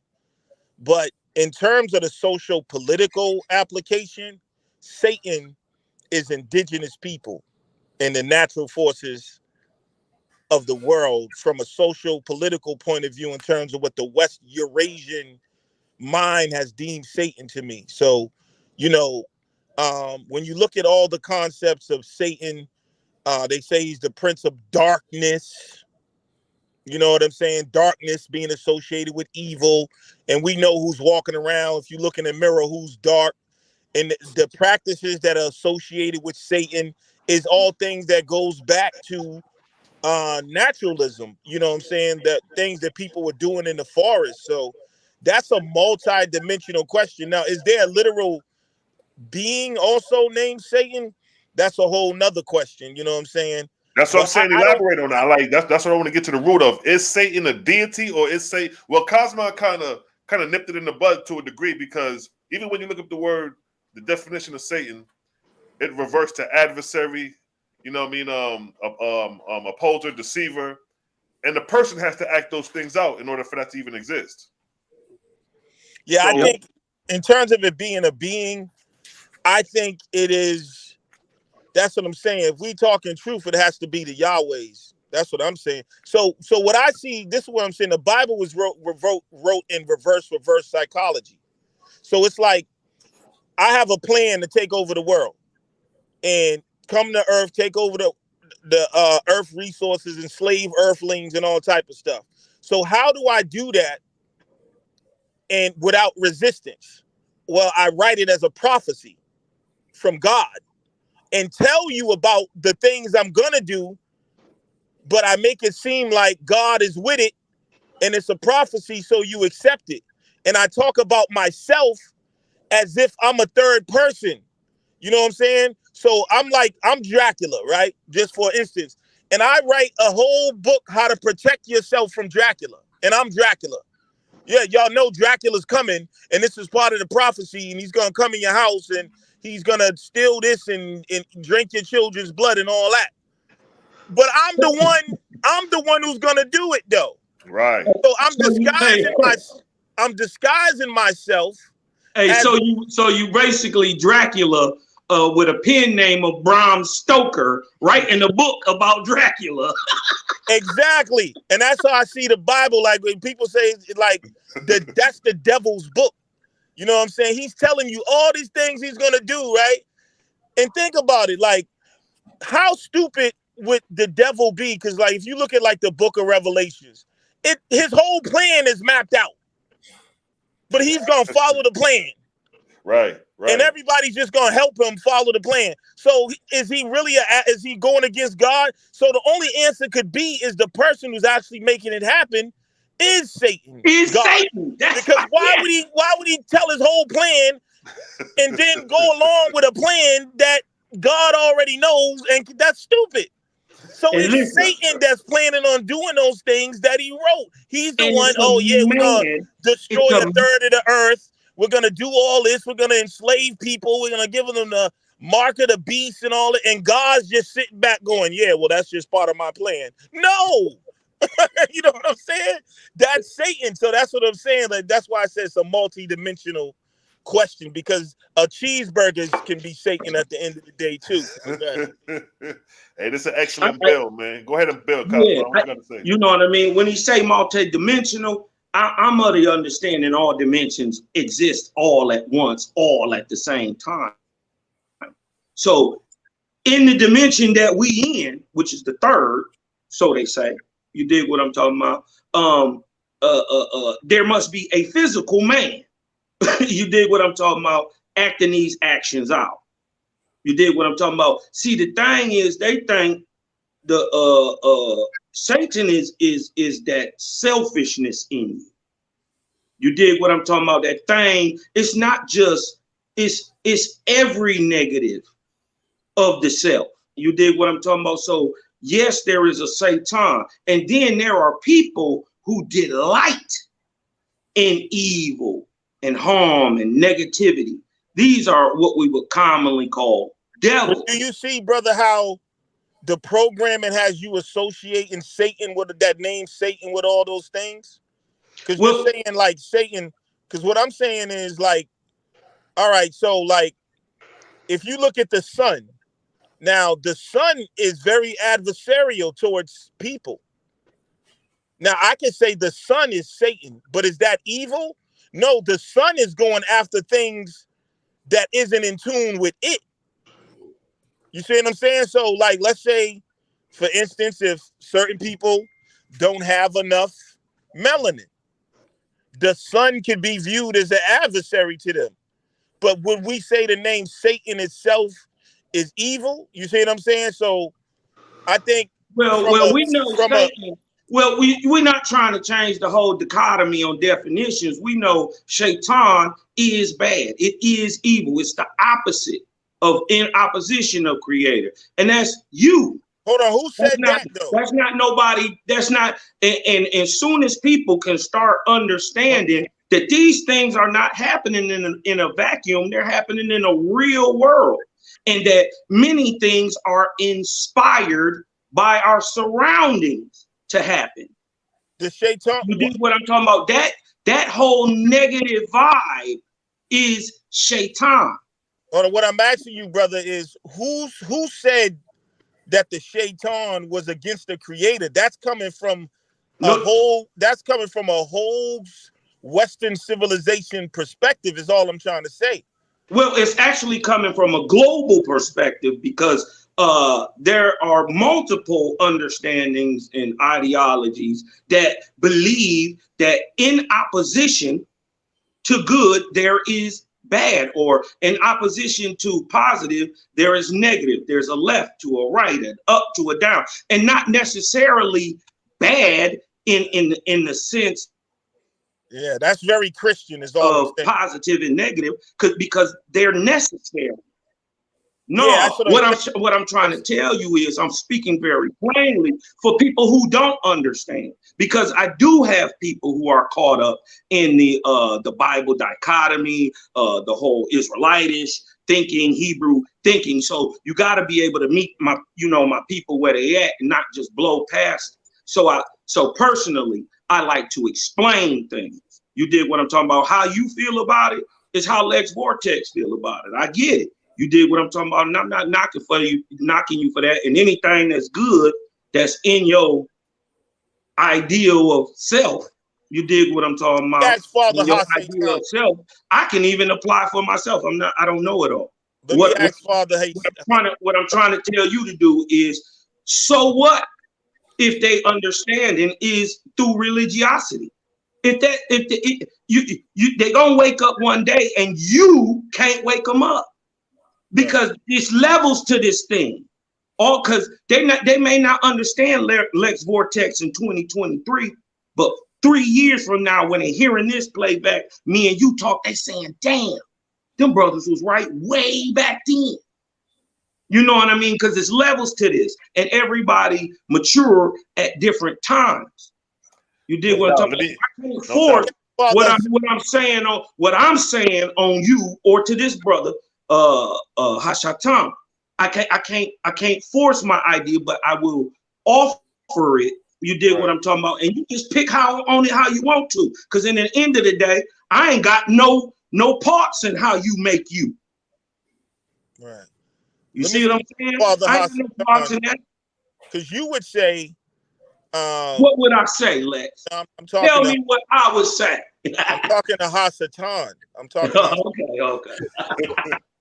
All right, so yeah, let's get the Father Hassan. Let's get him back on the yeah. I want to ask. Go ahead, ask your question, Vortex. Because would you view the jinn or the shaitan as the evil people or the good people? Wow. Well, whenever Let me just tell you what I think. I think that we represent, like, even when you look in the Bible, they call the serpent the Nakash. And, you know, they call us the Nakash is also related to the Nagas, which is related to the niggas, which is related to an ancient race of people. Also, that's why if you look in Ireland, they have a tradition that they celebrate St. Paddy's Day, where they said they ran all the serpents out of Ireland. That's why there's no snakes in Ireland today. But if you do the history, you see that they actually ran the Moors people out of there. Yeah. You see what I'm saying? So that's just my perspective. But I just want to see what you had to say, because I know you had what was called the House of the Jinn. Yes, and the jinn are said to be made from smokeless fire, and they didn't trust Yahweh's creation, which is Adam, which I believe is a different type. Now, this is just going into something else. The jinn or Satan says, yo, this person you're creating in the Quran, he's going to bring bloodshed in the earth, bro. That's hold on. That's a real religious way to look at it. That's a real religious way to look at it, because you're coming at it with the understanding that of the Islamic mind that the jinn is something bad. I'm telling what I'm gonna say before the brothers speak is that hold on, is that a jinn and Satan are two different things. No, hold on, brother. I mean, I think you got it wrong. Jinn but that's is why a I was literal person with a flat head who sat in those small pyramids in what we call the Nubia region, the small pyramids. They used to sit in there with the flat foreheads, and they used to speak through angels. That's a jinn. It's not no spooky ghost, not no spirit, not no none of that. A jinn is an ancient seer. It's not no ghost. So you come in with a religion, when you claiming me on a religious view. No, Kyle. What he's showing is that that's from the Quran perspective. What he's describing is what a jinn is. That's coming from the Quran. Yeah, he's coming with the Quran perspective. So just like he's saying, I'm telling him, saying that I'm coming at a religious view with it. No, you coming at a religious view with it. What I'm saying is Shaitan and a jinn are two different things. Two different things. Okay. Totally. Now, this brother got a whole nother different point of view on it, and I would like to hear that too. Thank you. All right, so let me pause for a minute, because like I said, before y'all came on, I raised him some questions, and one of the questions I asked him was, who was Satan? So I'm going to re-emphasize that question so y'all can hear his point of view of Satan. So I'm going to raise the question to you once again, Father Satan. Who is Satan to you? Okay. Well, we know Satan by two definitions, and that is the great adversary and the accuser.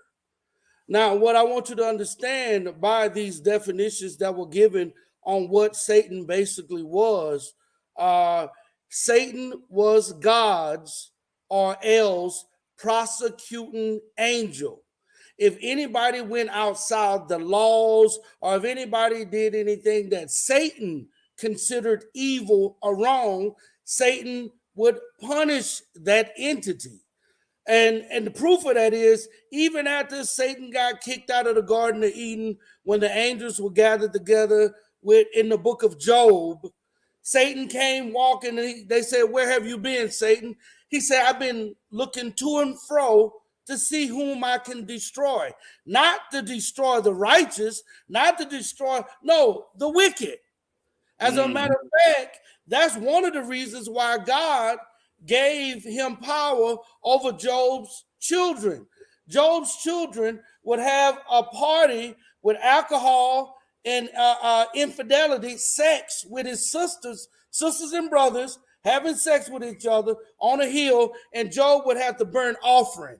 I would just say God himself had to be a pretty wicked son of a bitch to not kill Job himself and actually brag on how righteous Job was when his children were fucking each other on the hill drinking liquor. But that's a whole nother story. I don't want to get sidetracked because we're talking about Satan. We're talking about Satan. Now, with that being said, when God created Satan, he said, I created him perfect, without flaw, perfect. But God himself admitted, I'm easy to anger when he's talking about himself. I'm easy to get pissed off. I'm a jealous God. I'm this. All of these low frequency vibrations. Now, So, let me interject real quick. Hold that thought right there, because I'm glad you brought that out about God. Now, what you described about God being angry and jealous, quick to anger. yes. Would you classify Satan with those same characteristics, although we're talking about God? Not at All right. all. Satan was. Go ahead. That's the thing. I'm happy you asked that, because Okay.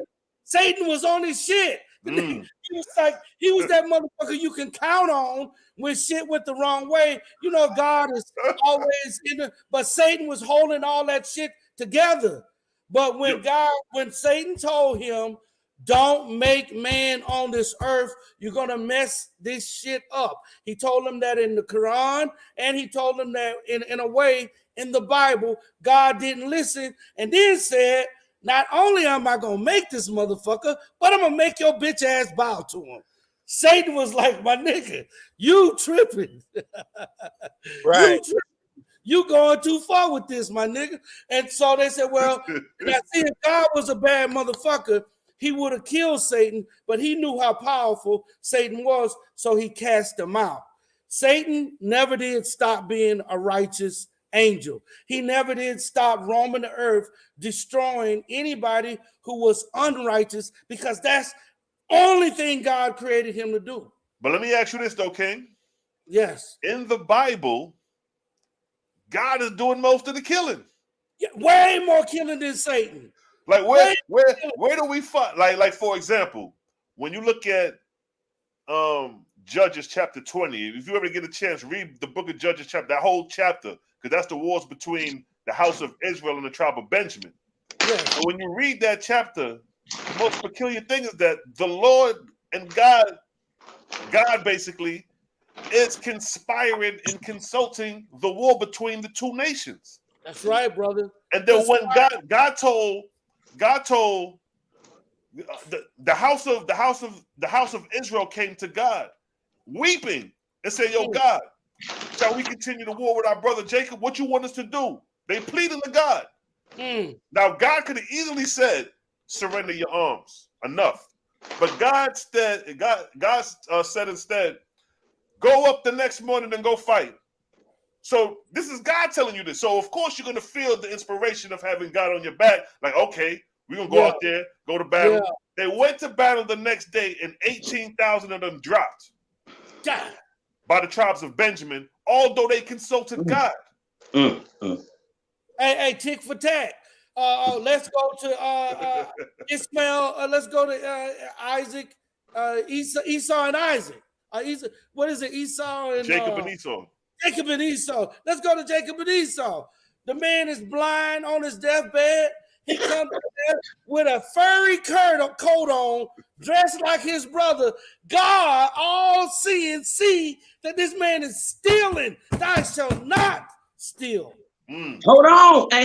But they say that the angel from God told Rebecca to lie about it. Told to put the conspiracy in his mama mouth. Wow. It's why earlier I said it was multi-dimensional. I didn't mean literal dimensions like in different. I was saying multi-dimensional in terms of the understanding. I'm glad you clarified that up too, Vortex. Right. You see what I'm saying? A dude must have thought I was talking about like going to another, like when you say something's multi-dimensional, it just means there's layers to it, depending on what we're talking about. Right. And so I brought that up to say that even when you look at the Jacob and Esau story, you can see that one person is being tricked out of his birthright. And that's why I always bring this to the social political truth, I think, is what we got to really focus on, because that story is talking about stealing your birthright. Mm-hmm.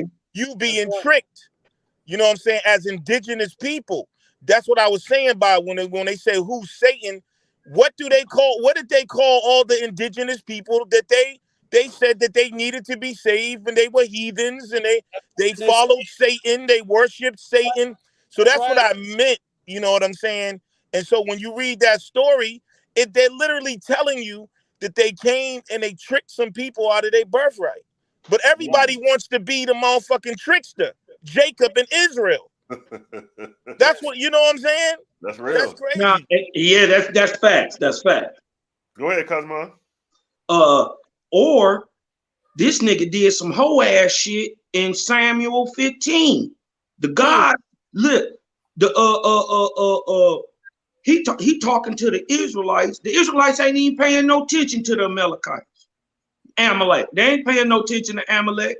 They went on to where they went on to, and then God tapped the niggas on the shoulder and say, hey, nigga, remember what the Amalekites did to you, cuz?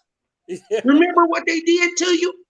Now I'm gonna send you on down there, kill the men, the women, the children, the suckling babies, kill the oxes. See, look how God is.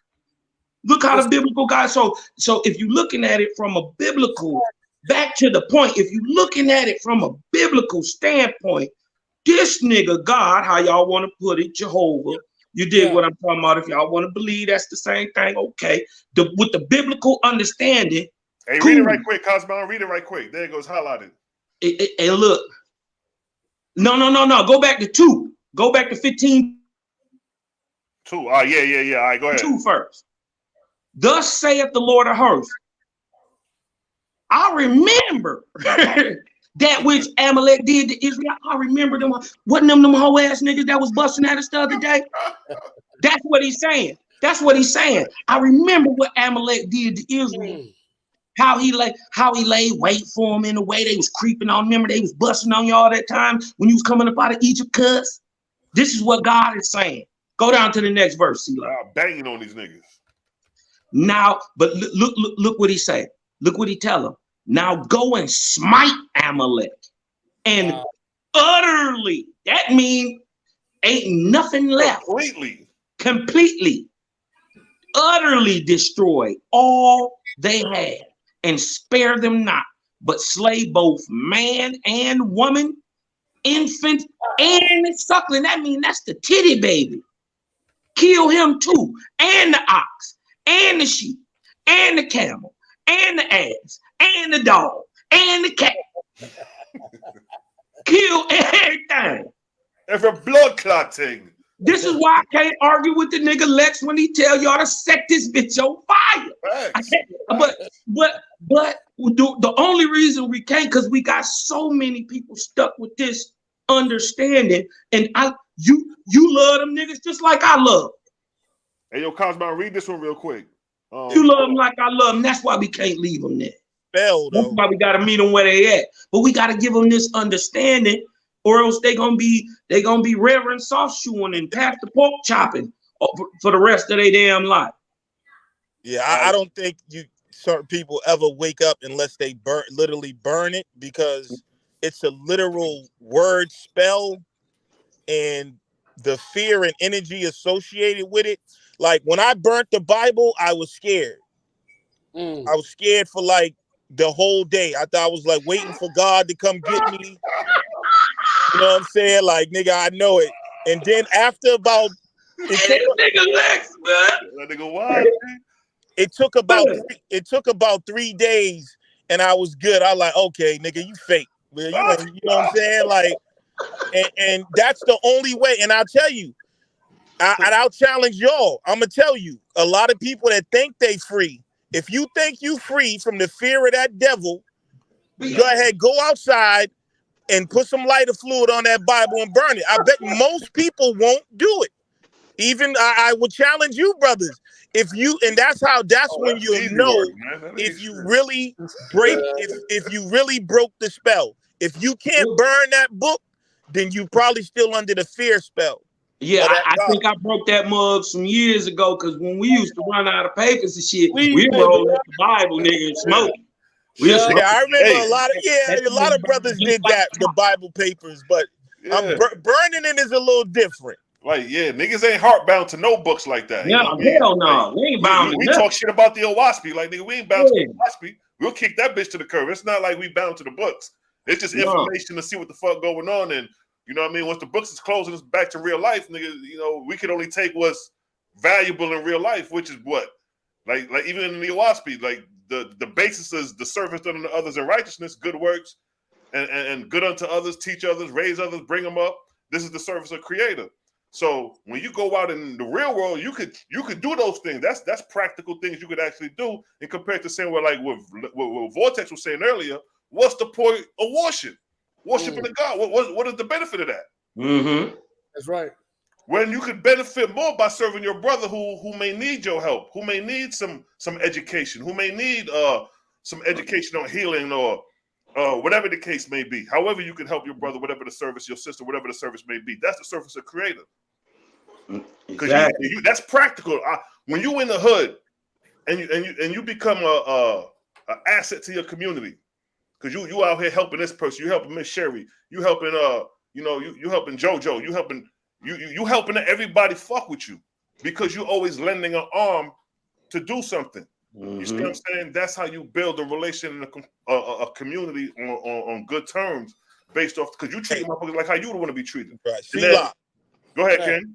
One quick thing. Go ahead. In our ancient magic, right? Mm-hmm.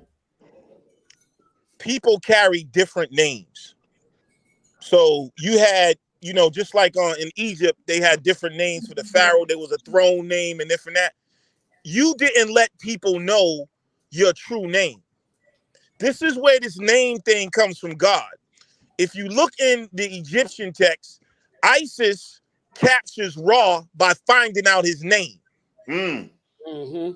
So the Creator has no name. We agree. When someone is establishing and they give the Creator a name, it's because they're trying to trap it and contain its power. You cannot, what we call the Creator is nameless and formless and unfathomable and impersonal. Right. So when people, that's what I'm saying, there is no name. That's why it's just something we will never know. Like, because even in the Owaspy, it says that man gave me the name. He said he did it like, this is my name to say. He was like, yo, matter of fact, let's pull up the verse real quick so we could but you right in exact, King. Although the Owaspy gives the name for the Creator, it's still omnipresent, unapproachable. You know what I mean? It's just like you said, it's a name to identify something that's unidentifiable, I should say. Right. So they're using our ancient magic against us, and this is why they don't want to study it. And that's why the brother Hasatan, man, I used to build with him. He knows he's very wise when it comes to our ancient magic. So when you see people talking about names and all that, naming means nature. It's about capturing the power over something. So that's why these people try to give God a name. You know what I'm saying? Like, but how can you give the Creator a name? Right. Like, and it's like, that's something we got to realize. I think that we're very curious and we want to find out the mysteries of the universe. One thing that will never be discovered in a million lifetimes is what happened and how the consciousness that brought life about came about. That's the mystery of life. Facts. I don't even think God itself knows how it came about. Yep. That's you see what I'm saying? Mystery. That's so when we get caught up in that, that's how we get deceived. Because it's like, and then like the Creator is like giving you a personal name. That's narcissism, egoism. Like think about how big the universe is, and there's other universes, but we want to believe that the managing consciousness of the universe takes out little personal time during the day to come knock on your door and have a little conversation. Now, I'm not saying it's not possible. Yeah. Because the creator exists in all things, but it seems like a very impersonal force, meaning that if you pray to God about your phone bill, I don't know if it even understands that language. It's too busy running cosmoses and you know what I'm saying, doing all type of stuff. So I just think our what we have been taught about what the creator is what kind of gets people messed up and in cults. Because the only thing we can say is that it is and what it's not, and only what we can observe in terms of what it is. But when we try to say what it is, give it a name, give it a form, a sex, and all of that, now we then went way off, and you're gonna end up just making shit up. Right. True.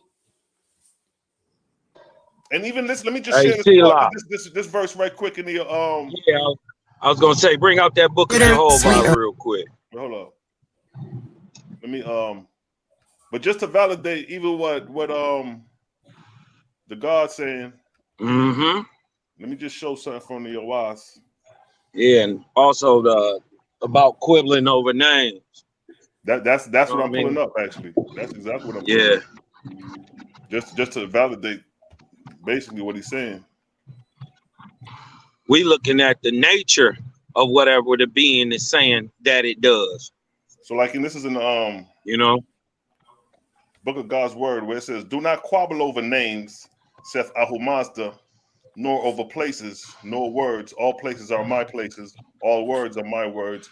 All names, my names. All truth is my speech. All facts is my voice. Or my commands, all the nations of the earth shall be made to know me and my works."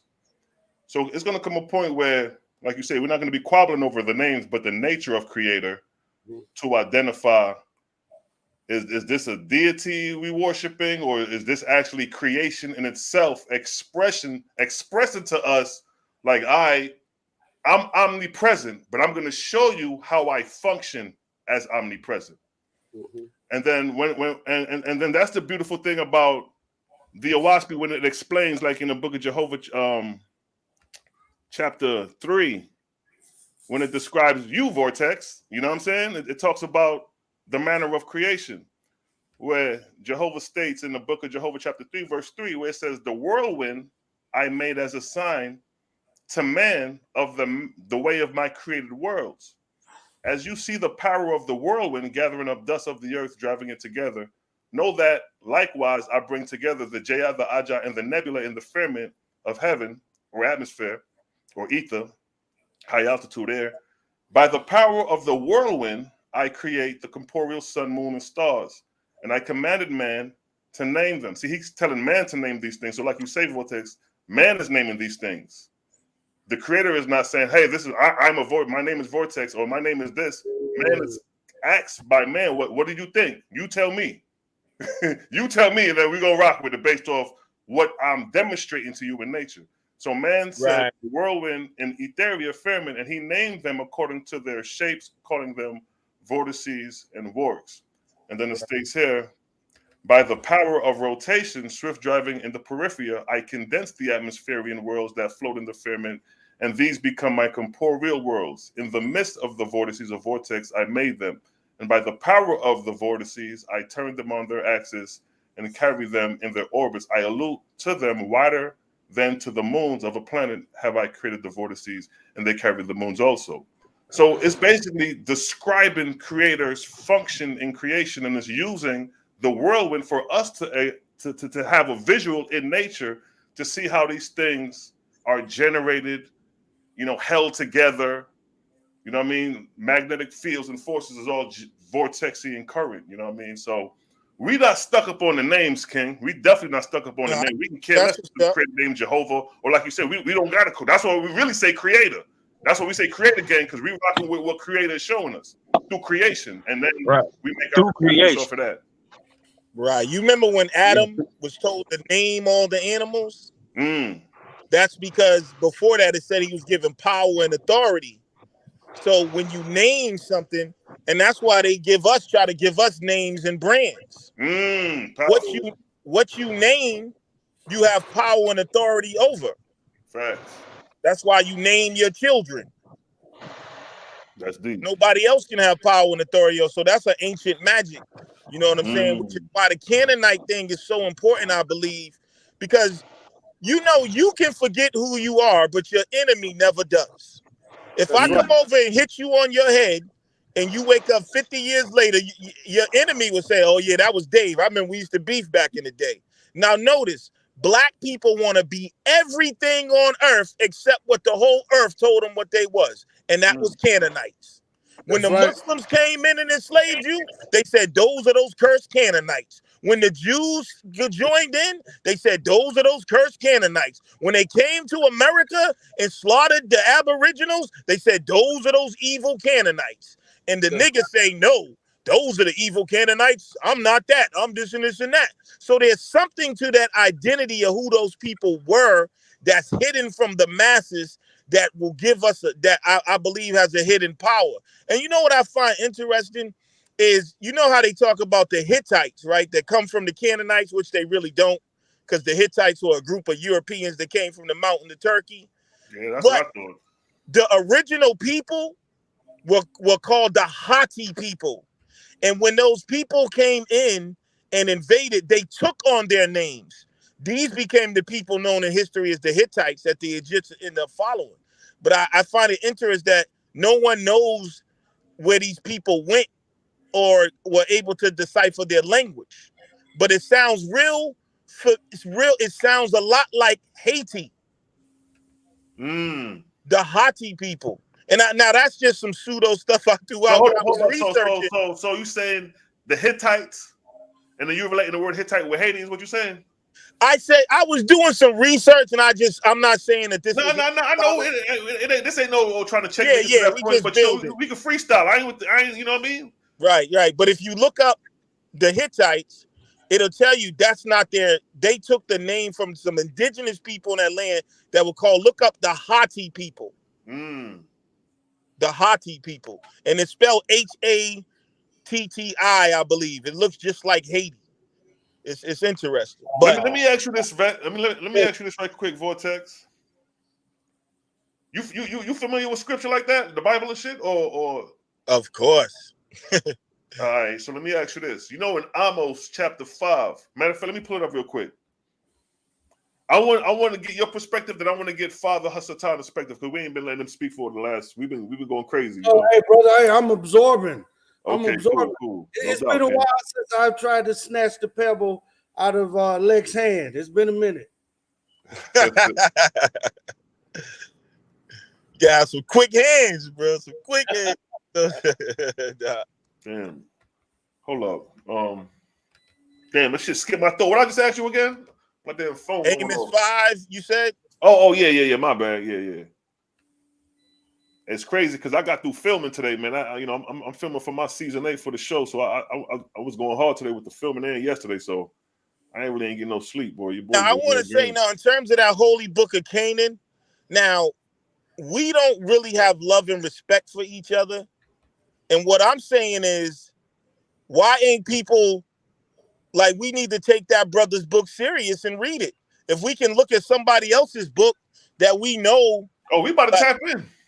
No, yeah, I know. I'm just saying, like, this brother might have been really tapped in a way, but it lets you know that our people, when we see one of our own do something, we always kind of discard it. You know what I'm saying? When I seen that, that's honorable. I was like, damn, that's you right there. Oh, I didn't even know who I was talking to. Because Go ahead, bro.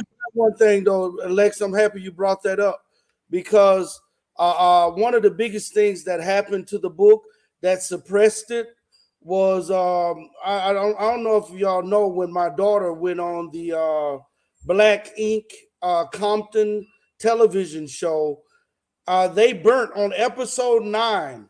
They asked me to send them some copies of the books so they could discuss the book on air, and instead what they did was said that it had all types of weird shit in it, like bestiality, when it really talked against bestiality. And they had a national book burning. The whole episode was them throwing about 15 books in a big pile and setting it on fire. And I was about to take them to court for that, but bro, the book has been suppressed by a lot of individuals who don't want that knowledge out. So I appreciate you for checking that angle. Check the screen, Hasatan. You just got some love, man. Check the screen. I appreciate that, sister. And I appreciate it if you share your what you get from it. You got another brother saying it's in his cart. So people support you, man. You get support over here, man. Got to get it too, man. The Holy Book of Canaan. You actually got to writing it before I did. I'm coming out with. I'm gonna have to come out with the Holy Book of Canaan too. Hey, let's do it, bro. I can't wait. You know I respect your knowledge. Hey, yo, Lex. I'm about to share the screen, and I want you to read what's on the screen, all right? Yes, sir. And I want your intake on this. I want you to read 25 and 26. Have ye offered unto me sacrifices and offerings in the wilderness 40 years, O house of Israel? But ye have borne the tabernacle of your Moloch and cheat on your images. Starve your God which ye made yourselves. So, right here it's saying that the tabernacles of your Moloch, and it says that in the 40 years in the wilderness that they was carrying this thing. So the 40 years of the wilderness is during the time of the when the Levites was doing all that stuff, in the the book of Levi, where it talks, the book of Leviticus, where it talk about the burnt offerings and the sacrifices and all that. But in here it's saying that they was doing this in the name of Moloch, for the sake of Moloch, I should say. What's your take on that? Yeah, that's interesting, man. I mean, it's obviously letting you know the personality of this God has a, the way I see it historically is when those people came out of the mountains of Turkey, these and they invaded the lands, just like in modern times, you see that they start to, the allure of our people is so captivating that even in people's hate, they're still like breakdancing, doing hip hop, trying to rap. They're still, so that's kind of like our gods. When these people came in, they ended up, like Bill Clinton hanging out at the House of Blues and shit. You know what I'm saying? Like, they still were caught up in what we was doing. And I think this God was very, but it goes into a cultural thing where if you look at the Jewish culture, they understand the importance, in order to have power and rulership, the importance of cultural continuity and segregation. So it's like, yo, you don't take part in what them people are doing. You don't get caught up in their philosophies. You don't get caught up in their beliefs, because if you do that, how are you going to rule over them? And then maybe some of their psychology seeps into your psychology.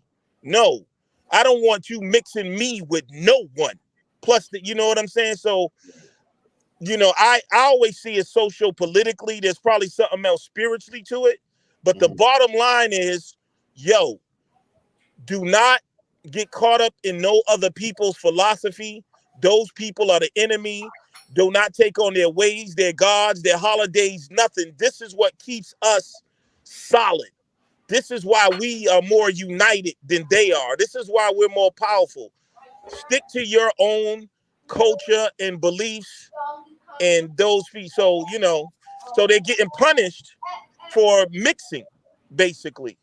But in terms of Molech and them and what they say about the Canaanite gods, what's interesting is, how they say that the Canaanites were passing their children through the fire, and they try to act like Canaanites were sacrificing their children. That's a lie. Speak on that. So, all right. So yeah, you're right. There is scriptures in the Bible where it talks about the Canaanites was offering to Moloch and giving their children up to the fire. And not only that, we actually have a description of Moloch doing that. Let me just pull up the image of Moloch. Yeah. But you can speak on it. I'm gonna just pull up the image while you speak on it. They're lying. They're lying.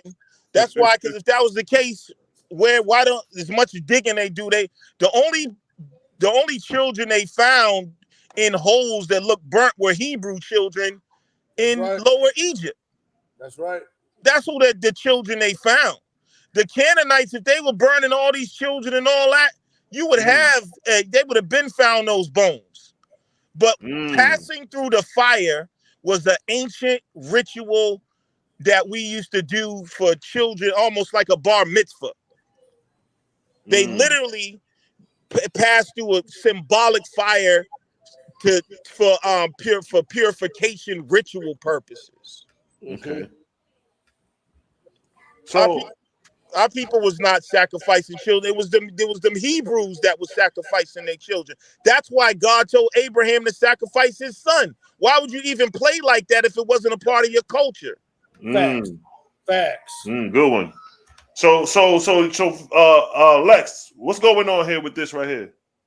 This supposed to be Moloch, and it's supposed to be, which look like Jews, actually Hebrews. Because if you look, this is like the priest, the priesthood or whatever, and they offering up the baby. So this is what when we was talking about Amos right here, and it says, "But ye have bore the tabernacle of your Moloch 40 years in the wilderness, O Israel." And then when we get a picture of Moloch, it's showing what the verse is saying. They're offering up their sacrifice to this God. That's Yahweh right there, not Moloch. That's the game they play. You know what I'm saying? Because Moloch really just means my king. You know what I mean? If you look the word up, it means my king. It wasn't really the name of the deity. And then I'm sure Moloch would be associated with a Lord Moloch, or you know what I'm saying, Lord God Moloch, or something like that. Yeah, a king. Anybody can be Moloch. I mean, if we just want to go by the word, you know what I'm saying. But where did the image come from? Now that's what baffles me. Like, for example, now don't get me wrong, I ain't doing no research up on these images. I just put in Moloch. I just put God Moloch in Google's and just click images just to see what comes up, and we see these deified images. Like, yeah, it's funny. They painted though. That's Yahweh right there. And look, it says Satan in the corner right here. That's Yahweh, bro. Hey, look, it says Satan right here. Ain't that something? Yeah. So, and then the Baphomet goat. That's the same shit. Like the Baphomet. Hey, I just want to say that what you see in a lot of these images, and one of the reasons why these images are so striking, they're used as a form of programming you to be focused on the imaginary. In other words, there were priests, parents, and individuals who believe that if they use this image, they can live longer like this. They can live through that image. So that image was just to put up a front, like Lex is saying. Truthfully, it was the parents that they were offering. These people were cannibalizing children at that time, and they've been cannibalizing children in Europe because they thought, and they remember when they got outed for eating the Egyptian mummies, grind the mummies. White folks have been doing that for a long time, but many other ancient cultures were doing that. So this is that the religion was created to hide their transgressions. So they blamed it on Moloch. That's like they shit. Look at how they shit on Jesus today. Right. And then a woman would cheat on her husband because Jesus told her to do it. A man will go kill somebody, or they get into a car accident. Anything happened, they blame it on Jesus. Back then, they blamed it on Moloch. It wasn't really the fact whether it was a god named Moloch or not. It was the fact that they used these deities to get away with bullshit. That's deep, though. So let me I never asked you, what's your take on like the Egyptian pantheon? Like with like let me pull up an image right quick, and let me get your opinion on what you think is going on in this image. Hold on. Yes, sir.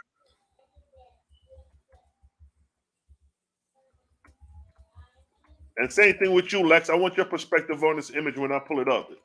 This is an image y'all well familiar with coming out of Egypt. This is something Jabari speaks on a lot. But I like your perspective.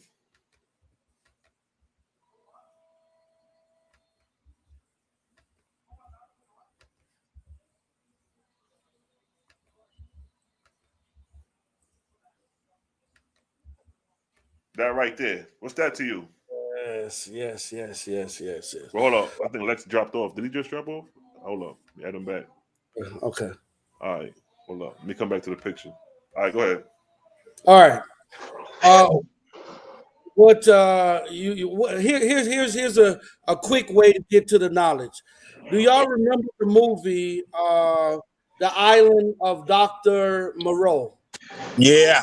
All right. In that movie, they did a lot of gene splicing, animal with man, in that movie.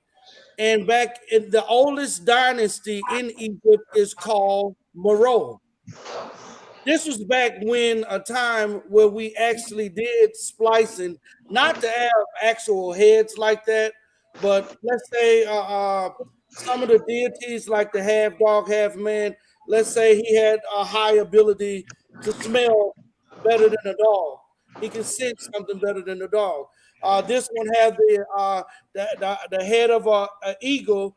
He had the ability for sight, stronger than an eagle. So that was one of the deifications.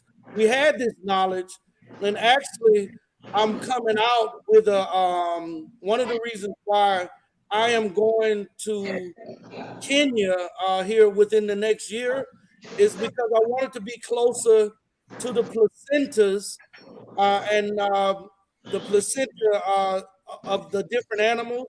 I was going to create a new vitamin created from those placentas in order to enhance man ability to bring us back. So imagine if I eat the placenta of a lion, would I have the strength, the bone structure, the power, all the nature of a lion? If I ate the placenta of an elephant, so forth and so on. This is a very ancient research, but new research that me and a couple other brothers have been working on, and it's looking really good. Okay. Hey, brother Hasatan, when you just so you know, I just got back on, just so I'm catching up. When you saying the placenta, you talking about the literal placenta of the woman eating it, or eating the placenta of an animal, or Yes. And you saying by that you're gonna be able to take on the characteristics? Well, that's exactly what a placenta of a lion do. That placenta is to give that mother back the strength after producing life. She's very weak. So the placenta of a lion is going to be full of adrenaline, power, and steroids to regrow her muscle. So let's say if I gave the placenta of a lion to a jackal, that jackal is going to grow exceptionally large because it's taking on the power that comes from the placenta. One of the main reasons why we're not connected with this knowledge right now is because we don't even eat our own placentas. We're weak. We're thousands of years weak beyond the man that we should be. Right now, man alone. Now, you know what? It's funny you say that because I remember seeing this documentary. I think it was called The Warlords of Liberia. And it was a dude called General Butt Naked. And the reason they call him General Butt Naked because he went to war naked. But he would take, this is what he said, there was taking the hearts of children and eating it, and it'll give him power in war. And he was shielded actually when he went and hit the battlefield. So as crazy and pseudo as it sounds, there's actually accounts of it documented. Wow. And people validating like, yeah. And that coincides with some of these rituals and even with some of the voodoo practices you may hear about, dealing with spilling blood. Yeah. Regardless of how we feel about it, but this is how it's practiced and how it's done. Yeah, there's some indigenous tribes here in the Americas that used to practice types of what people would call cannibalism or whatever, where they would when they would defeat their enemies, they would eat the heart or take a certain part from them, and they said they pulled spiritual energy Right. from the item or the body part. You see what I'm saying? So I mean, you know, it's not without, you know, maybe it's not my thing, but I'm not gonna knock nobody for what they doing. I want to just say this. I just want to say this. For a very long time, it has been proven that man is going farther and farther away from nature because he doesn't naturally consume his placenta. As a matter of fact, there are so many people that are starting to learn this knowledge and understand this is why other animals do it. I'm just saying, me and my crew, my science crew and biology crew, if you will. This is not spiritual. This is not magic. This is basic science. If you eat the placenta of a giraffe, will your bone structure grow you taller? Yes. If you do it the right way, you isolate certain parts of the placenta, you can do this. This. Put it like this: common sense.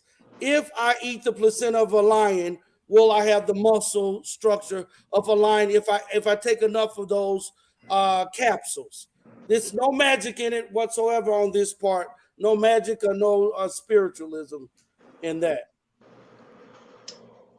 Yeah, I mean, it comes down. I mean, food, what you eat is information. Yeah. So Well, now let me show y'all something real quick. Now, like I was saying, I want to show you about this general butt naked dude.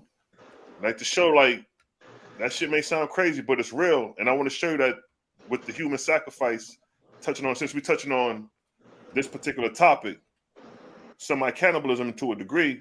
But so check it. This dude is literally named General Butt Naked. You can look him up on Wikipedia. I can see that. All right, make sure I'm sharing my screen. Yeah. His name is Joshua Milton Blyer, however you pronounce that.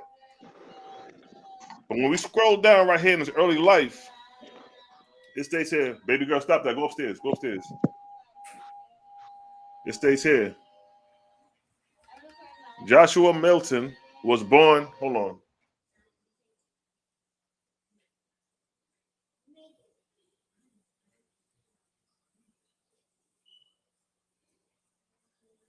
Yeah, General Butt Naked All right, became so hold on. known. No, my bad, kick. I had to tell the little child go upstairs real quick. So look, check. Joshua Milton was born on September 30th, 1971 in Monrovia, Libya. He was born into Cran family, some of whom's resident in Sinio County, located in the south of the country. Among the Caribbean people, believed in child sacrifice and black magic was common. Let's scroll down here. As Bolivia noted in his memoriams, the role of the high priest included overseeing human sacrifices. So coming back to what the brother was saying, they may be gutting and taking, even because like according to General Butt Naked or whatever, he was telling in the documentary, he ate the heart of the children, and that's how he gained access to, like you were saying, this power. Yeah, he was doing something bad, man. That's really bad. Yeah. But it works. Whether it's bad or good, the whole practice of it, and the practice of it actually going into effect. Yes. So it's like, regardless of how we feel about it, you're right. They saying like, yo, this nigga went in a battle butt ass naked after doing this, and he ain't get touched. He lived to talk about it. Imagine you on the battlefield, you army fatigued up, and you see this nigga running across the battlefield butt ass naked, coming to your ass trying to kill you and shit. They say that's how the Haitians defeated the French and the British. They would eat this black pig. Say that again, Lex. The Haitians legend, that's how they defeated the part of how they defeated the French and the British is they would eat the raw flesh of what was called a black pig, and it would make them impenetrable to bullets. Yeah, exactly. It was some shit like that. Yeah, niggas shooting at him and the bullets ain't hitting them. Wow. And you know, this knowledge that we're kicking right now is some of the most taboo stuff. And they don't you talk about this. This is like so taboo in America, but in certain parts of Africa and certain parts, actually all over the world, Asia, they have witnesses and documented examples, just like you shared, brother, of these things actually happening. You know about Creole Matu? What's the name? Creole, the African shaman. Credo Metua. Yeah, I seen a documentary where he said in his ritual he had to eat a dead hand, a chopped off. I mean, they was eating us. I saw a lot of them. They was eating us here. That's true. You seen that movie Green Inferno before? Nah, I never seen that. Yo, you gotta watch that movie Green Inferno. Yeah. You seen that Hasatan? Yes, sir. They got strength from cannibalism. Exactly. You got Lex. You got to watch that movie. Cal, you got to watch that movie because what happened? You had some workers that came. That's dog and them that went to the jungle. Yeah, you seen that, Cosmo? Yeah. That's some crazy. That's some crazy mess right there. That's real though. It was a real story. Regardless to how a person feel about it, it's real. Exactly. And, What was it called again? And more to the fact, Owaspi explained this thing exactly. Owaspi tell you that the information is in the blood. Now, so if you want to be, like the brother was saying, if you want to be more ferocious, take upon the acts of, if you want to be voracious, carnivorous, you want to be, you want to be, act like the lion, take upon the lion's traits, eat the lion's diet, you will be the lion. So what he's saying is not far-fetched. And there is our ancient forefathers used to say everything had a spirit. The rocks, the dirt, the water, and all you had to do was make the request and then will it to happen. And this is where we get the stories from the Bible where they tell the mountain to get out of his way, and the mountain get up and move. Can I go on record? I just want to go on record before we go any further and let everybody know Father Satan will not harm the animals. We plan on going to our actual reserve and buying the placentas, whether there won't be no harm to the animals at all. So and it's all going to be the placentas where we want to dry them out and get them into a powder, mix them with certain herbs, and you get the benefits of that particular animal, whether it's a giraffe, whether it's I'm glad you clarified that because I'm just looking at a bloody placenta, nigga, just a placenta, nigga just eating a bloody placenta, just like. So basically, y'all putting some scientific practices towards it. You're drawing out the stem cells, the different types of blood cells, and then separating them, and then making a tincture or a pill of sorts, and you're synthesizing that. You synthesizing basically the hormones. That's basically what you're getting up out of there, the hormones. The growth hormones. Yes. Yeah, you're getting the hormones up out of there. What he's saying is fact. That's just old science. It's already been done, been being done, gonna keep being done. We can see it with humanity today. I believe one of the reasons why we're violent is because we have a meat eater's violent diet. Exactly. That's exactly why we violent. You know, we eat like lions. You know what I'm saying? We eat. Think about it. If you look at I never ran into a friendly, highly spiritual animal that has to kill for its food. There ain't none. You look at the lion, you look at the hyena, you look at the ain't none, bro. Even cats and dogs, they're only nice because you domesticated them. You ever meet a wild cat in the wild? Man, they'll tear you up. And wild dogs, they're no joke. So everything that kills and eats blood becomes a little bit more aggressive and violent. So the science is right there. You know what I'm saying? Now, whether we should practice those things or not, like you said, that what good and evil becomes very relative. But yeah, what he's saying in terms of being able to harness from a placenta, I don't think that's crazy. And think about it, the placenta is going to be filled with so much nutrient. I mean, that's what the baby's being fed from, right? Yeah, because at the end of the day, we coming back to a mineral level now, because because you know everything is made up of minerals. So the value would be what minerals is being benefits coming out of the placenta. And let's not act like what the brother's saying is so far-fetched, because in the 1800s it was regular for them to cook that placenta down and get it back to the mother, and that was regular. So let's not get too bougie and forget where we came from. I'm me personally, I'm veg. I can't do it. You did what I'm talking about, but I will bear witness to the veracity of the science. There's something to it. I brought that up though because the brother showed the picture of Egypt, and when he showed the picture of Egypt, he wanted to give me my take on it. Give my take, and my take is pretty much, I think we're lacking our armor. We're supposed to be able to smell better. We're supposed to be able to see farther. And one of the beautiful part about the indigenous people of the planet is we had many of the gifts of the animals, but we've lost connection with it. I'm simply only trying to find a natural way to get us back to that level. Ain't it interesting? And there's somebody that's brought up we shouldn't be flesh eaters and all of this stuff. Here's the thing.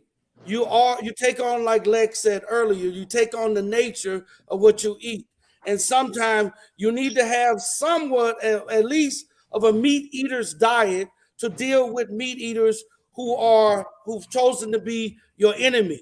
I know it sounds crazy. You're thinking that eating it will not give you the mindset of a warrior if you don't eat meat.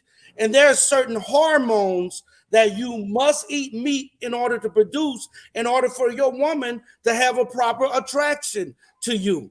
If you don't eat and consume certain levels of meat, your hormone of masculinity, your woman is going to smell you and she ain't going to know what's wrong with you.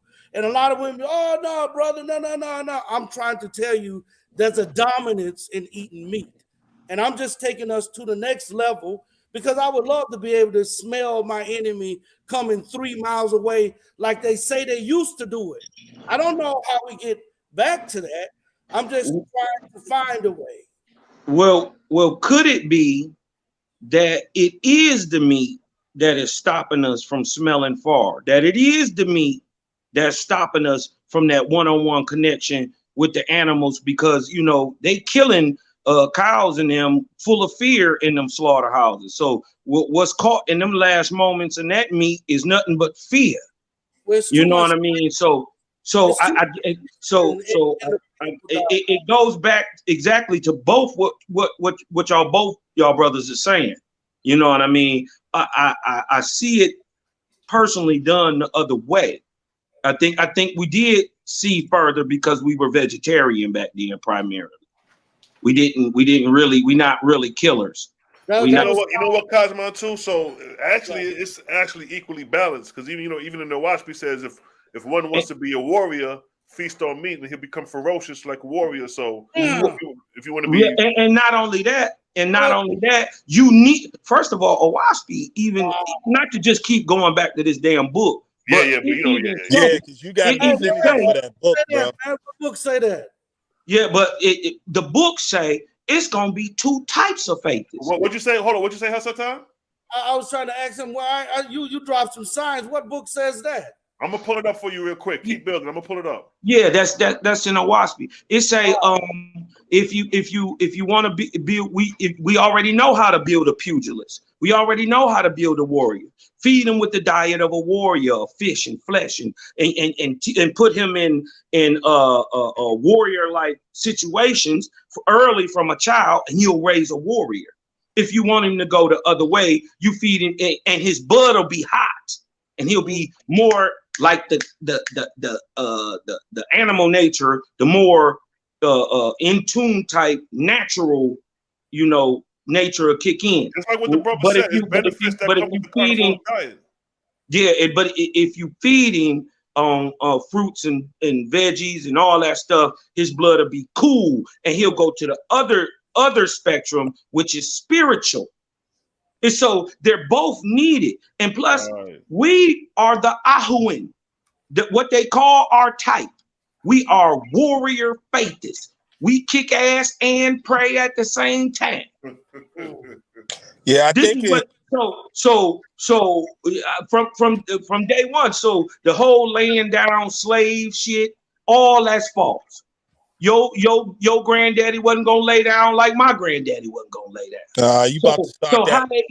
How they even twisting that whole thing up that we fought the whole time. They tell you 90 million, 100 million of us died off from disease. You dig what I'm talking about? It was already brown people here, and we never needed Africa to be brown. Oh shit!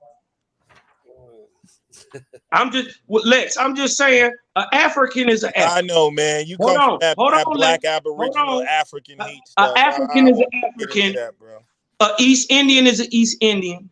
An Asian is an Asian. An American is an American. No such thing as an East Indian. There's no such thing as an Asian.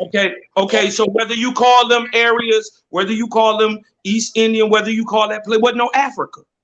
You dig what I'm talking about? So we just using the colloquial term so we know what we're talking about. Hold on. What do you mean by talking about when I say Hindu, or I could say Hamitic, Shemitic, Japhetic? Well, what's the American type? But brother, what do you mean there that was no type is called Watamian.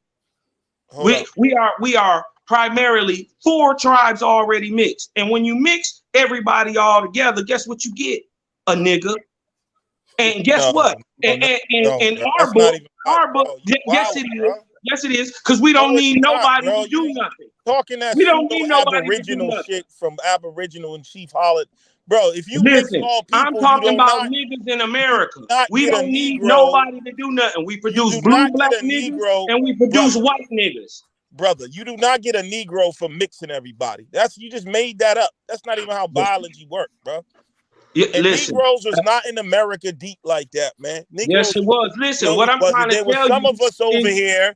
You stop trying to y'all got to stop, bro. Still in Native American history, them people got traditions. We not Native Americans, bro. I know. Now you get into the semantics of Native American, and we're not. Yeah, that's what I'm trying to tell you. What tribe? What I'm telling you is, let me ask you this. We not them people. All right, brother. What tribe? Somebody who came here a little earlier.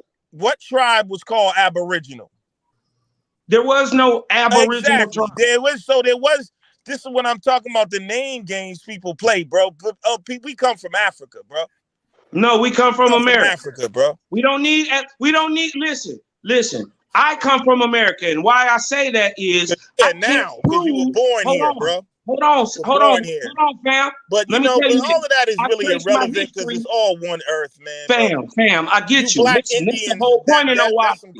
Listen, the whole point in OWASP is man is a man, regardless to what his color is. The proof of that, we can all mix. So I personally don't care about it. Yeah, the black Indian stuff though is just ridiculous. So what I'm telling you is them first 18 tribes that was here in America that got off the boat from the time of the flood, 22,553 BC. Them niggas that got off of there was niggas. They was already. Hold that thought. They was already. I found the verse right quick. Let me get a brother what he asked about the carnivores being a warrior with the diet or whatever. Now, y'all get back to y'all battle. Let me just go ahead and get this verse. Yeah, the black Indians work for COINTELPRO to divide, to stop. They created. Hold on. Let's hold that thought. Let me lock this out for the brother. To disrupt Pan-African. I'm gonna let y'all get back to y'all battle right quick. Y'all. So check it. This is in the Book of Inspiration, chapter 12, verse 9. I'm going to read a couple verses just to give you context of how it reads. So it states, "For all things shall write upon your soul the character and kind of which they are made. If you will be gentle like a lamb and non-resistant and docile, and so you can obtain great knowledge, feed upon herbs, fruits, and cereal." and your blood shall be pure and cool, and charged with food for your spirit in peace and love. But if you will be ferocious like a carnivorous beast, then you shall feed upon flesh and fish, and your blood shall be hot, and spirit shall be stirred with passion, anger, contention, tattling, war, jealousy, love, and vengeance. For whatever you charge your blood with shall be charged upon your spirit. Because ye cannot feed on fish and flesh except through the destruction to death, even so destruction to death shall come upon your soul. From your own blood your spirit shall be inspired, even according to what your blood contains. As through the corpor your corporeal parts is nurtured, so through the gaseous atmospheric parts your spirit is nurtured, kind of like the aroma of a smell. Now let me just scoot down right here, and it just states, it is the contamination of the blood of man by carnivorous food upon which ye shall ponder. It says, I create all the living so that like would attract like. Whoever makes himself carnivorous cannot escape conflict and contention within his own members, soul, and body. Now, let me scoot down to a verse where he gives a reference to nature. Let me go to 13, verse 14 real quick, fast, and I'm gonna let y'all have the floor back. But let me just read this. Verse 14. Just some wisdom here, you know what I mean? Church. So it states, because you made yourself carnivorous, the fault is your own. I placed before you the herbivorous animals and the carnivorous animals, and I gave you eyes to look upon them regarding their behavior, whether ferocious or destructive, or whether peaceful, patient, and docile. And then it states here, and I spoke to your soul, saying, look and judge for yourself as to what you shall eat. Observe the order of my creation and the result upon all my living creatures. So right here, he's not telling you what to do. He's showing you have a choice. You could go the carnivorous route or the herbivorous route, and I give you my animals in nature as an example, because when you look at carnivorous animals, they're more bloodthirsty when it's time to hunt and get their food, but the herbivorous animals, they're more at peace. Could you go one back up? Okay, yes. Right here, right where it says, because you made yourself carnivorous, the fault is your own. I placed before you the herbivorous animal and carnivorous animals. So there's two ways to read this, my brother, and that is there could have been times when men were eating carnivorous animals like lions. That's what it's saying. Exactly. That's exactly what it's saying. Hold on. So it's not saying be a vegan. No, it's saying that you could have a choice to be either or, and these are the conditions of each choice. Yeah, I mean, it's obvious. I mean, I don't think this is something that's, that profound, depending on what you want to do. Now, warriors don't live long. Warriors don't have time to be philosophizing about morality. Right. Warriors are here to do one thing, and that's kick ass and take names. So, this, like, if warrior living is solely, what I'm saying? But, I think the Asian culture did a good job of mixing spirituality with the warrior stuff. Facts. But for the most part, I think that's common sense. I think it's logic. Like, I mean, even back in the day when I was building with one of my friends on it about whether eating meat or not, we was talking about it, and I was going through all the benefits of veganism. And and this just came to mind. This is like 20 years. He said, nigga, but I like to fuck motherfuckers up, though. And I like, you know what I'm saying? That's what he said. Like, nigga, that's why I eat meat. I want muscle. I want that bulk. You know what I'm saying? So, but there's a price to pay with the warrior life. Warriors get all the pussy and all the money, but they die and get sick at a certain time. So it's basically a balance. The creator was saying, like, you can balance. You could be herbivores and carnivores, but just don't go over on both sides too much. Or if you decide to be one specifically, you're going to be carnivores, just focus on the meats that we would consider essentially clean, like fish, you know, water foods and stuff like that, water meats, because you know, or if you're gonna do the land meat, you know, you may got your cow or your goat, your sheep in comparison to your pig. You see what I'm saying? And I don't want us to overlook the fundamental fact of what's actually being said. Fact. He's saying that he created both states. Let me pull it back up. And neither is to choose if it's good or bad is all on you. Fact. And he's also saying to overstate it is not only that he created and that it is possible, but that they are necessary. People need to understand what's being said. There are always going to be people who eat meat. And see, this is what he's saying. This is read that. There's always going to be people who read that. And so and then let's go to 16 after that. Go, yeah. And I spoke to your soul. And I spoke to your soul, saying, look and judge for yourself as to what you shall eat. Observe the order of my creation and the result upon all my living creatures. Therefore, you are accountable to yourself and responsible to the entire world for having made your corporeal body as you have. Yeah, I'm just trying to figure, when y'all say he said this and that, who is talking here to y'all? Hey, go to Book of Jehovah 1 and 1. No. Just tell me. We'll just show you why we say he. Bro, I don't want to do the say Bible, bro. See, that's what I'm saying, bro. You mad religious with God this is male. like a Christian, they always say God is male. You dig what I'm talking about? We'll show right why there. creators. It's right there. Bro, I was just asking you to tell me. I don't. It's on the screen. It's on the screen. But we're showing you why, bro. No, I know, but I just asked the question first. Like, what are you saying? Who's talking there? We're showing you why but wait a minute, we're showing you why everybody say he and him and all that. Bro, I'm already educated. We just showing why the whole. Okay, well then you wouldn't ask that question. I'm asking you, when you say he, he about to show you why. I didn't ask why.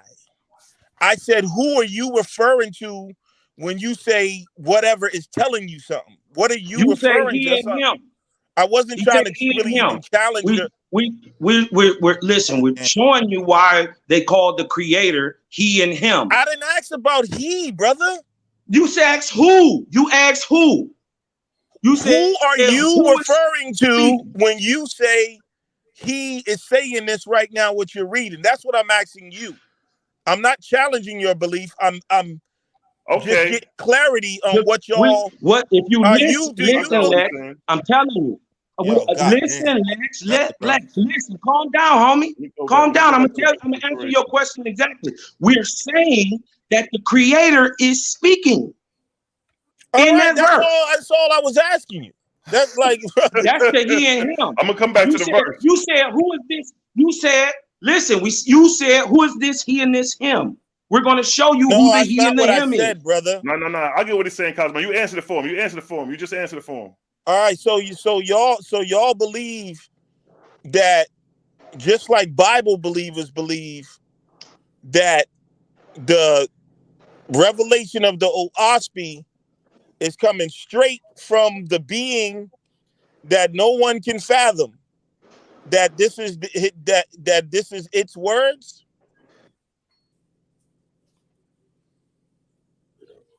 Well, okay. Firstly, the book purports, just like any other book that claims it to be from holy source, that it come from the creator. You dig what I'm talking about? But the difference is with this book, it shows a chain of command. The creator says in the book that he inspired all of it. And through his high raised angels, who we know as God and Lord, they inspired man and had these words rewritten and published. You dig what I'm saying? So he showed that as a chain of command. You dig what I'm talking about? From him to the gods to the man. the man, and I'm not saying this. The man say, I didn't write it. Well, let me find out real quick. Go, y'all keep building. Go ahead. Yeah, the man said, I mean, that's like, think like Michael Jackson creating the Off the Wall album. I mean, the greatest album ever, but then never takes credit for it. Hey, can I play Satan's advocate for a second? Yeah. Well, definitely. Go ahead, Ken. Okay, what I like to say is when Lex was asking, who is that you're talking about, the he, the first thing came to my mind, because a lot of times we translate things based on the level of understanding we have at that time. All of us are not at where level you at, Lex. Everybody's not at what level I'm at, and I got a lot of people above my level. So when I heard it, I heard literally the author of the book, whoever authored the book, whoever brought the book out and said it's divine revelation or anything like that. That's who was really talking. He was talking in the place of God. So, I mean, if you chose to believe that he was talking, well, then that's Lex is saying that's your belief system, and he has something against belief systems. Well, I believe man can tap into, like, since we're not really separate from the divine, and that's actually what the ego is and the self is. The self, that's why the brother said earlier, the self is the, Satan or whatever. Now that's the self is like an illusion, but I do believe that man is able to tap into the deepest core of his being, which would be the thing that connect. Like, we can't be separate from what we would call the creator, right? Facts. Or we wouldn't be alive, right? Facts. So what we do is we go inside and we actually tap into what we truly are. The self, Lex does not exist. The Lex, the guy that everyone knows on the internet, the dude who likes, kale or whatever it is, and all of that, that's what we call, the self. That's the ego. But I do believe, man, when we tap into our true natures, it is the nature of the created self, and we're able to get inspired and relate information that otherwise cannot be found out in a typical way. So, and then when we do that, they call us seers and prophets. But at the same time, it is still the man, and it may be true because he's tapping into something, but there's never been a book written by the creator. Never, ever. I don't think nobody here is saying that. Yeah, I don't think nobody here is saying that. Well, no, I'm not saying anyone's saying that. That's just my opinion. I could. No, you good. You good, King. You know what I mean? Yeah. I think we on. The Oaspi is just showing you creation and the function of creation, and giving you a cross comparison through nature and cosmology and science, because it goes into the periodic table of elements, which is the physical makeup of everything in creation, seen and unseen. But then this creation, this gaseous state, starts off through a vortex, and then from the vortex, creation begins, and it gives you the process. So that's what we analyze and examine as far as, the creator aspect of the book. I love the Oaspi. Don't get me wrong. We already know that, King. We already know that. Yeah. I'm saying that dude, what's his name? He tapped into something. The creator is not speaking. He tapped in, you know what I'm saying? So, I mean, in a way, we can say the creator's speaking in a way, but I think it's really us at the really core of our being when we tap into, You're absolutely right. Because the same way John Newbro tapped in, when you read the biography of Newbro, when he tapped in, he said, many more people could do this if they was to just be consistent in practice. So it's not like he a special motherfucker. He just, at a particular time during that time period in the late 1800s, it was a spiritual movement going on. So that was the hot. It's like now the conscious movement. We up here, we building, but we ain't got to the point where we doing rites and ceremonies and meditating and communicating with spirits. And I'm telling you about what angel I spoke to last night, and you telling me about what angel you spoke to. We ain't get to that point. You got some maybe on that, but it's not like on a whole society level where we having these discussions on what spirit you spoke to last night type of thing. You know what I'm saying? Brother Shalom and Brother Cosman, can I ask you two something? if your own book just said that you should eat meat, but you should eat the meat who are the grazers. It doesn't say nowhere in your book. Now, I don't know if that's what you was trying to say. That is that you should be vegan and vegetarian. No. Like we said before, the book is saying you have a choice. So it's just like you can smoke bud, or you can. It's like you can smoke bud, or you can sniff coke. Now it's a result that come with both, but you. What is the choice? What is the choice your book gave? Is it meat? Let me go back to it real quick. It's obviously suggesting if you really want to be totally righteous, man, you got to be a vegan. No, but that ain't what it's saying. It's saying I'm giving you two. Hold on, it's saying I'm giving you two kinds of meat to eat. Meat, yeah, but it says the meat will also. Hold on, meat that graze or meat that kill. If you eat meat that graze, your blood will be cool. If you eat meat that kill, your blood will be hot. So I'm saying it don't say not to be. It don't say be a vegan or eat like a beast that eats cold. It says eat meat of a beast that's cold or that eats greens. So I'm saying, where does it say be vegan at? Well, actually, you got it kind of. It said the meat will make your blood hot. Right. No, it didn't says say any certain kind of meat. It just said if you. It said the meat of a carnivore will make your blood hot. The meat of an herbivore will make your blood cool. No, that's not what it's saying, OG. Hey, go back. I'm about to pull it up. It's at verse 12. I'm about to pull it up real quick. Yeah, it's saying if you are carnivorous, your blood. It's just a misunderstanding. Hey, go right here. Yeah. You want to read it? Yo, Cosmo, read it right quick. I'm gonna highlight the matter of fact, I'm gonna go ahead and bring it up here. Hold up. And thank you for letting me see it, because I was confused about it. No. We're gonna get my baby right. Get my baby together. You hear me? We're gonna always clear it up.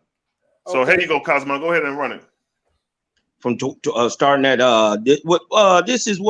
what book is this? I mean, this is the Book of Inspiration, chapter 12. Book of Inspiration, chapter 12, 12 and 9.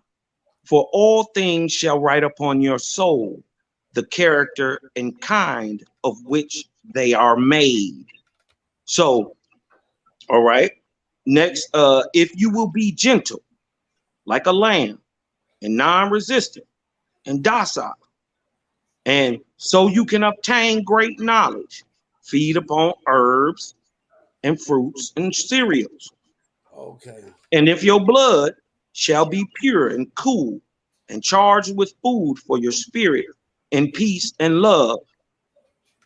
But if you will be ferocious, like a carnivorous beast, then you shall feed upon flesh and fish, and your blood shall be hot, acidosis, and your spirit shall be stirred with passion, anger, contention, tattling, war, jealousy, and love of vengeance. For what you charge your blood with shall be charged upon your spirit. Because you cannot feed on fish or flesh except through destruction to death. Even so, destruction to death shall come upon your soul. Right. I mean, so basically he's saying, but the destruction, understand, is not like he damning you. You're damning yourself because you're eating the carnivorous diet and hence quickening yourself upon an earthly death. And then to even back that on dealing with just on a health level, you know what I mean? Yeah. Meat creates a lot of inflammation and mucus, and in the blood creates uric acid in the blood. And to detox those things out the blood, you would have to take the herbs to detox the inflammation out the blood and the mucus out the blood. But it's not saying don't, you can't eat it. It's just saying these are the results that come with it. You see what I'm saying? Same thing with the herbs. So I got to agree with you. It's possible that I've been eating so much meat I ain't understand the scripture. No, it's not that. It's not that. Definitely yeah, not that is possible though. That is. I want to see what I wanted to see. It's just being open to different perspectives. If you wasn't open to a perspective, you don't know. It's just when you know now, then you have a better assessment to make the decision. I agree partly with that. I don't agree wholeheartedly with that, but that's knowledge that I do agree with partly. For as like the results, I just think if there's a perfect balance between, you should do all of them, because the key word they said is docile. And the last thing the black man need to do in a world where we're losing our children, we're losing our women, we're losing our power, we should not be docile right now. So, I'd say there needs to be balance with that. Yeah, I can agree. And also, I want to further one more step is that, first of all, we not pushing nothing on y'all. We not telling you to be a vegetarian. We not telling you to believe Owaski. First of all, we ain't believe this shit. Yeah. Nigga, this information is so amazing that's in this book. You gotta go look into it. It's impossible. No man could have written this book. That's the reason. That's the only reason why we investigated, and that's the reason why I constantly bring it up on my channel, is because it's a rare book, and it's a good read that nobody was talking about. So that's why you may find me going back to the book, going to chapter and verse. We're not coming from a religious approach, but it's just that the information in it, once you hear how it reads, you can kind of get an idea like, okay, it's really telling me to make the own decision. Here are the results of my, you know what I mean? So coming back to like, you can smoke weed or you can sniff coke. Gotcha. I got we from the hood. You may be blowing your blunt right here, your homie sniffing coke. But then 30 years later, you found out such and such died 5 years ago from a heart attack based off the behavior, based off the habits we had. You feel me? Yes. So we just, like you say, we got to balance the habit. Because I know, look, grandma and grandpa, they grew up in the country eating ham and pork, and they lived to be 95 years old. Facts. You see what I'm saying? They died with the sane mind. They didn't have dementia dying back then. Yeah. You know what I'm saying? And there's an interesting fact on that pork thing, is because in the 60s and the early 70s, they had a major push to tell black people who ate pork that they would die, knowing that the pig is one of the only animals that have the highest levels of protection in the blood, where it was difficult to even poison a pig. So they wanted us to get off pork so our immune systems would be more vulnerable. So when we left a lot of the pork products alone, our ages started dropping because we wasn't taking on the qualities of a pig. But boy, if I say that today, oh my God, that. Hey yo, you know what's real about that though? Well, I don't agree. I mean, I believe the best health is to be vegan, but that's why we have something called alchemy. People who study these things, they know how to mix and blend and, you know what I'm saying, and put all that way together. But one of the reasons that I found that the reason why pork was outlawed in the Bible, so-called, is because the Hyksos, or the people we call the Hebrews, worship the deity Set.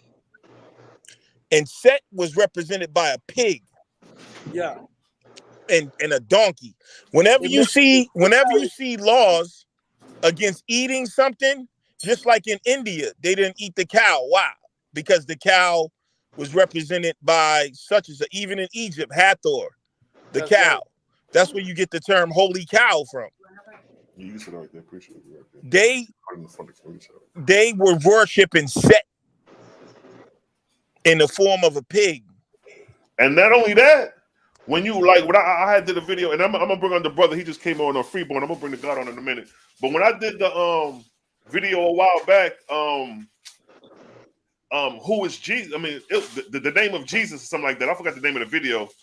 And I was doing the etymology and the prefix and the suffix of the word that Jesus, the Sus part of Jesus, the last 3 letters, the Sus. There is no Greek definition of that. But when we come to Latin, the definition of Sus means pig. What? Yep. Yeah, it means pig in Latin. I can pull it up. Jesus means earth pig. In Latin, actually. Jesus. Yep. G-E will be synonymous with J-E, but G-E in Latin means earth, and Sus, Jesus means pig. So when I did the documentary, I was clowning because I was like, yo, Jesus means earth pig. Heavy. But I'll pull it up and the pig and the donkey. Let me get the brother on real quick. The pig and the donkey represent Set. That's why he comes riding in on a donkey. It's deep. Freeborn, peace, God. What's going on? Peace to the gods. Peace to the gods. How y'all doing? Cosmo and Kyle. What's up, Fredo? Hey, tell us shalom. How you doing, see brother? Me? Shalom, Malachi. Shalom, shalom. And to you too, Doc. What's up? You go by Vortex. How you doing? Doc Vortex, yeah. How you doing? How you doing? He sees Dark Side Official TV, my channel name, not my name. What up, brother? Peace, Okay. Peace, What's going on with you, brother? Hey, what's your take on what's going on? Just rocking with y'all, loving it. I mean, like we say, it's the same to call it the Bible, the OSP. It's a practical guidebook. Because the thing is, you know, when you've been on this spiritual journey, you read the Enumalish, you read all the good stuff from the West, from the East, you know, the deep thinkers, you know, you go through Plato, Plutarch, you know, and all that goes back to Zoroaster, Zarathustra, you know, the influence is Persian. You know, your gods, Ahura Mazda, they there. Mithra, you know, they there. So when you got OSP touching on people like Zarathustra and really breaking it down, and then you know how even Zoroastrianism influenced Judaism, because it's the contact, you know, when there was in Babylon, when King Cyrus, he shows up in Babylon, and he brings about Zoroastrianism. So the book OSP is critical like that, because it's giving you the play, heaven and earth, how things went down then. Because I was deep in the history, the local history, like the earthly history, and then OSP now they hit you up with what's going on in the heavens, you know. So for me, it's just like click, click, click, click, click. You know what I'm saying? Everything clicked in place. So I don't struggle with the book that much, you know. So that's why we be like, you know, you need to get a taste of this. You know, you read the Bible, you read this is now it's time you read the OSP. You know what I'm saying? It's information. You get me? It's information. You like science, man, it's cosmogony. It's deep science.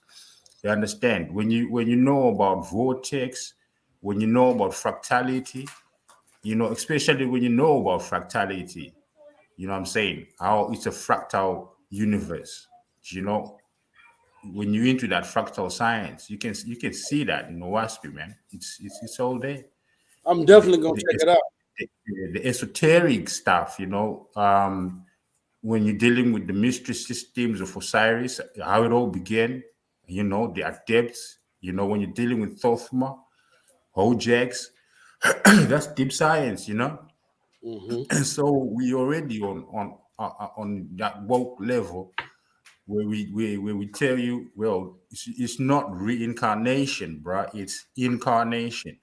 So when you're dealing with reincarnation, you know, these are low vibrational spirits already. You know what I'm saying? You're dealing with, they ain't got no information.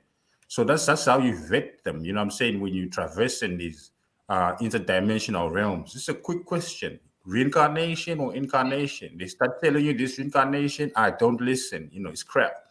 You see? But when the spirit be telling you, no, it's incarnation, bruv, and it's forever and ever in terms of incarnation, we're going higher and higher. Now I know they got something to say. You see what I'm saying, babe? So that's where we at. Hey, yo, real quick, brother. Hey, Hasatan, man. Yeah. Yo, put your email or something in the back in the chat, man, so I can holler at you, man. Yeah. It's been a minute. Hey, yo, Sela, I'm about to step off, man. Man, I done gave you a few calls too, man. You got my man? Yeah, man. Yo, give me a text right now. Say this is Lex Vortex, so I know it's you, because I don't be answering numbers I don't know. Okay. That's why a lot of people be mad at me. Like, yo, you don't never answer your phone. I'm like, yo, you got to text me, man. I done been through some crazy shit. You never do, bro. It's all good, though. I know how it is. But you know, I got ops out here. Yeah, no doubt. But peace to y'all, man. Peace to Cosmon, Kyle. Peace to my man. It's been a good build, man. Excellent I'm gonna bill. be tuning in from the clouds. Y'all brothers got it going on here, man. This is how you build. Peace. Hey man, I want you to come on more often because you one of us. You know what I mean? So Yeah. stay Whether tuned you in, know man. it or not, whether you know it or not, you about to be you a faithist already.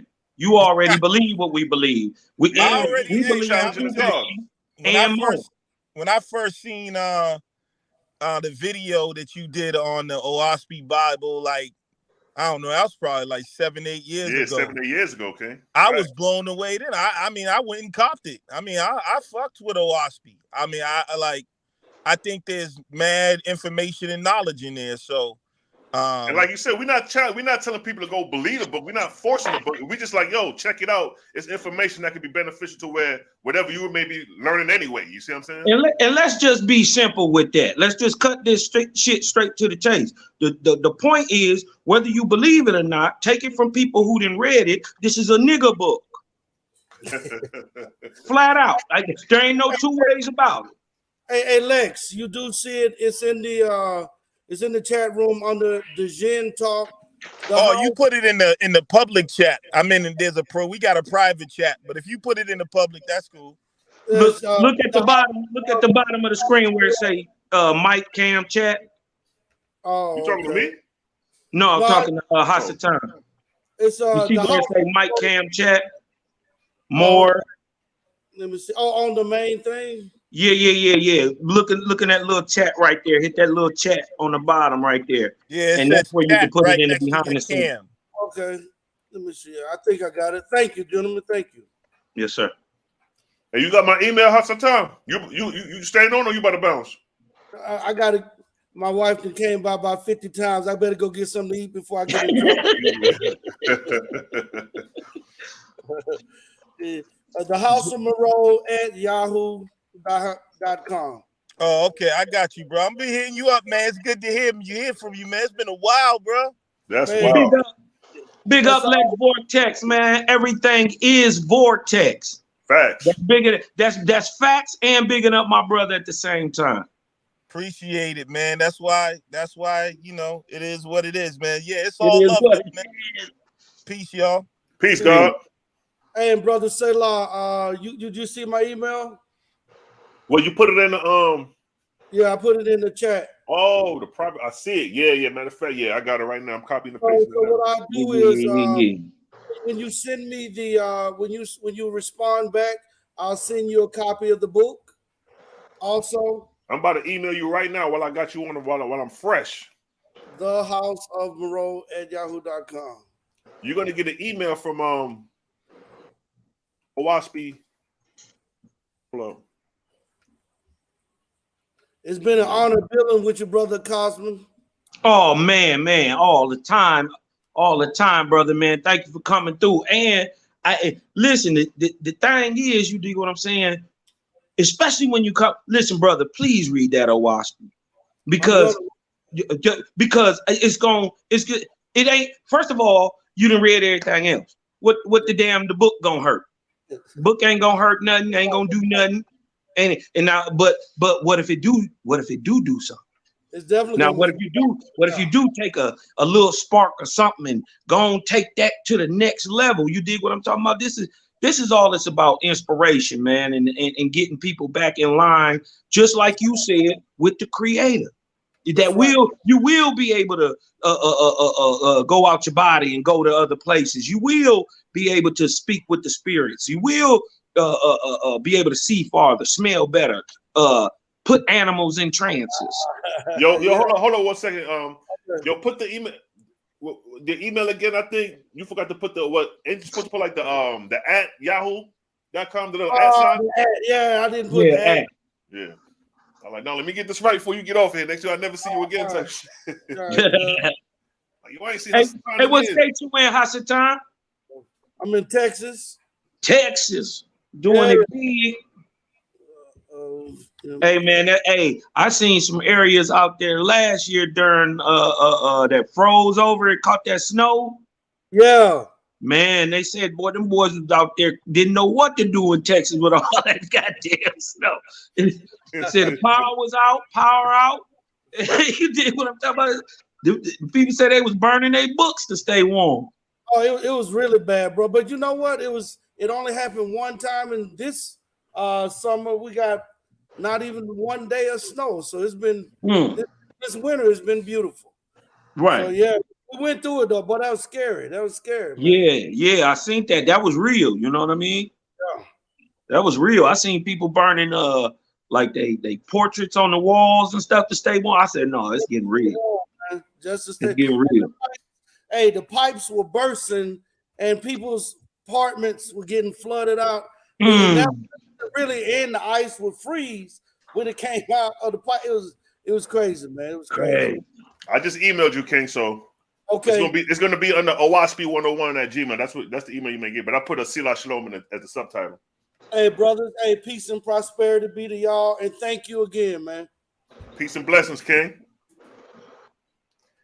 Create a gang in the house. Let me run the rhythm real quick. Let me run the blood clot. That's where you headed, boy. Run it, bitch. The pine oil. Chestnuts roasting on an open fire. That's where you headed, boy. To pine oil heaven. Chestnuts roasting on an open fire. That's where you headed, boy. To pine oil heaven. Chestnuts roasting we don't want on nobody an open chestnuts. fire. Chestnut vaginas roasting on an open fire. To pine oil heaven. Chestnuts roasting on an open fire. That's where you headed, boy. To pine oil heaven. Chestnuts roasting on an open fire. That's where you headed, boy. To pine oil heaven. And that's exactly where you headed if you keep following these false gods. So that's the slogan, catchphrase, in the pine oil heaven. You know, as you come back to the forefront. Cosmo Cal in the building, freeborn, create a gang. Gang in the house. What's up, G's? Can I share this? I said that's alone. Say it again? Can I share this? Yeah, hell yeah. What I gotta do?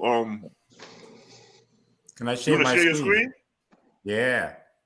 Oh, okay.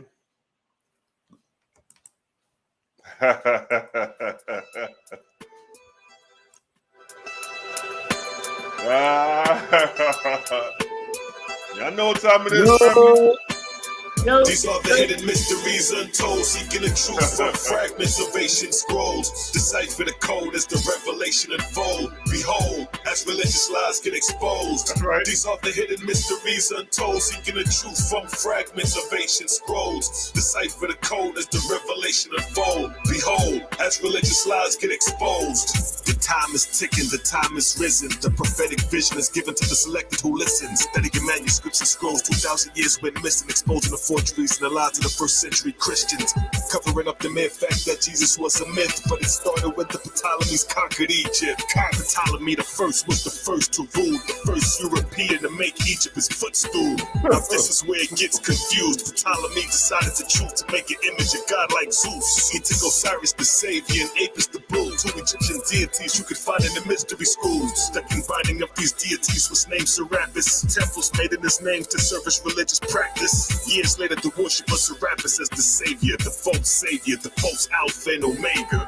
These are the hidden mysteries untold, seeking the truth from fragments of ancient scrolls. Decipher the code as the revelation unfold. Behold, as religious lies get exposed. These are the hidden mysteries untold, seeking the truth from fragments of ancient scrolls. Decipher the code as the revelation unfold. Behold, as religious lies get exposed. Now, Ptolemy II starts to reign. Serapis is well established. Temples made in his name called Serabians. Cathedrals, larger stadiums. Same times Greek exposed playing with boys in gymnasiums. Man and boy relations among the Greek Caucasians. This is a crucial time in history because it's history in the making. Hebraic customs and cultures were stolen and taken. Now you got your Caucasian screaming Shalom Aleichem. It started when Ptolemy II commanded the Jews to translate the Tanakh, divided men up into 72. And after 72 days, it was through. The first Greek Septuagint Bible translated from the Hebrew. And only the learned men of that day could read it. After the Ptolemaic reign ended, Rome succeeded. The seat of Satan as the Roman Empire. Believe it, the title, the Son of God, is now Julius Caesar. These are the hidden mysteries untold, seeking the truth from fragments of ancient scrolls. Decipher the code as the revelation unfold. Behold, as religious lies get exposed. These are the hidden mysteries untold, seeking the truth from fragments of ancient scrolls. Decipher the code as the revelation unfold. Behold, as religious lies get exposed. They want you to worship Christ, but the Christ was in existence before Jesus Christ. The term Christ didn't refer to a man being anointed. The caress was Osiris, the good shepherd appointed. The Greeks took the caress from Osiris at Abydos. The Greeks letters X and P became the Chi in a row. The symbol of the cross was the Christ. Long before Joseph and Mary became husband and wife. The truth could cut like a knife and as sharp as a cactus. The first Christians wasn't followers of Jesus, but Serapis. You've been deceived by the masses. Your religious masters is leading you down the road to disaster, making slaves out of you through religious beliefs. So when you cross over in spirit, you still deceived. That's the truth and the proof, so you better take heed. These are the signs of the times of this century. Fire. These are the hidden mysteries untold, seeking the truth from fragments of ancient scrolls. Decipher the code as the revelation unfold. Behold, as religious lies get exposed. These are the hidden mysteries untold, seeking the truth from fragments of ancient scrolls. Decipher the code as the revelation unfold. Behold, as religious lies get exposed. Yo, I snuck in and did that shit right there, yo. It was a Buddhist temple up the street, yo. I snuck in and just did that shit. Hey, yo, Cosmo.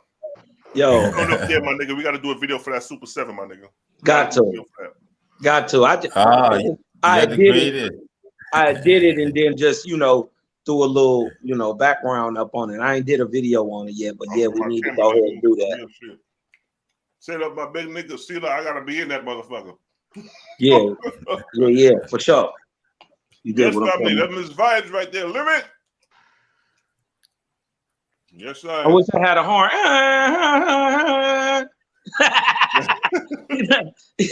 Me run the rhythm. Run the biz. Hold up.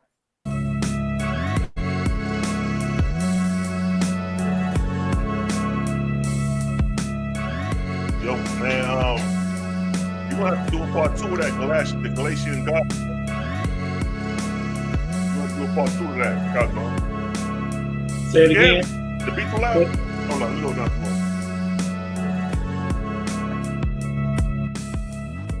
I said you have to do a part 2 to the Galatian gods. Yeah. That shit is 6 hours long, but I want a compressed version of that, man, because that shit be on my mind a lot, because that Galatian. I got some more heat. Yeah, like that's powerful, because we're dealing at a time period where man is basically dead now, some hunter-gatherer shit.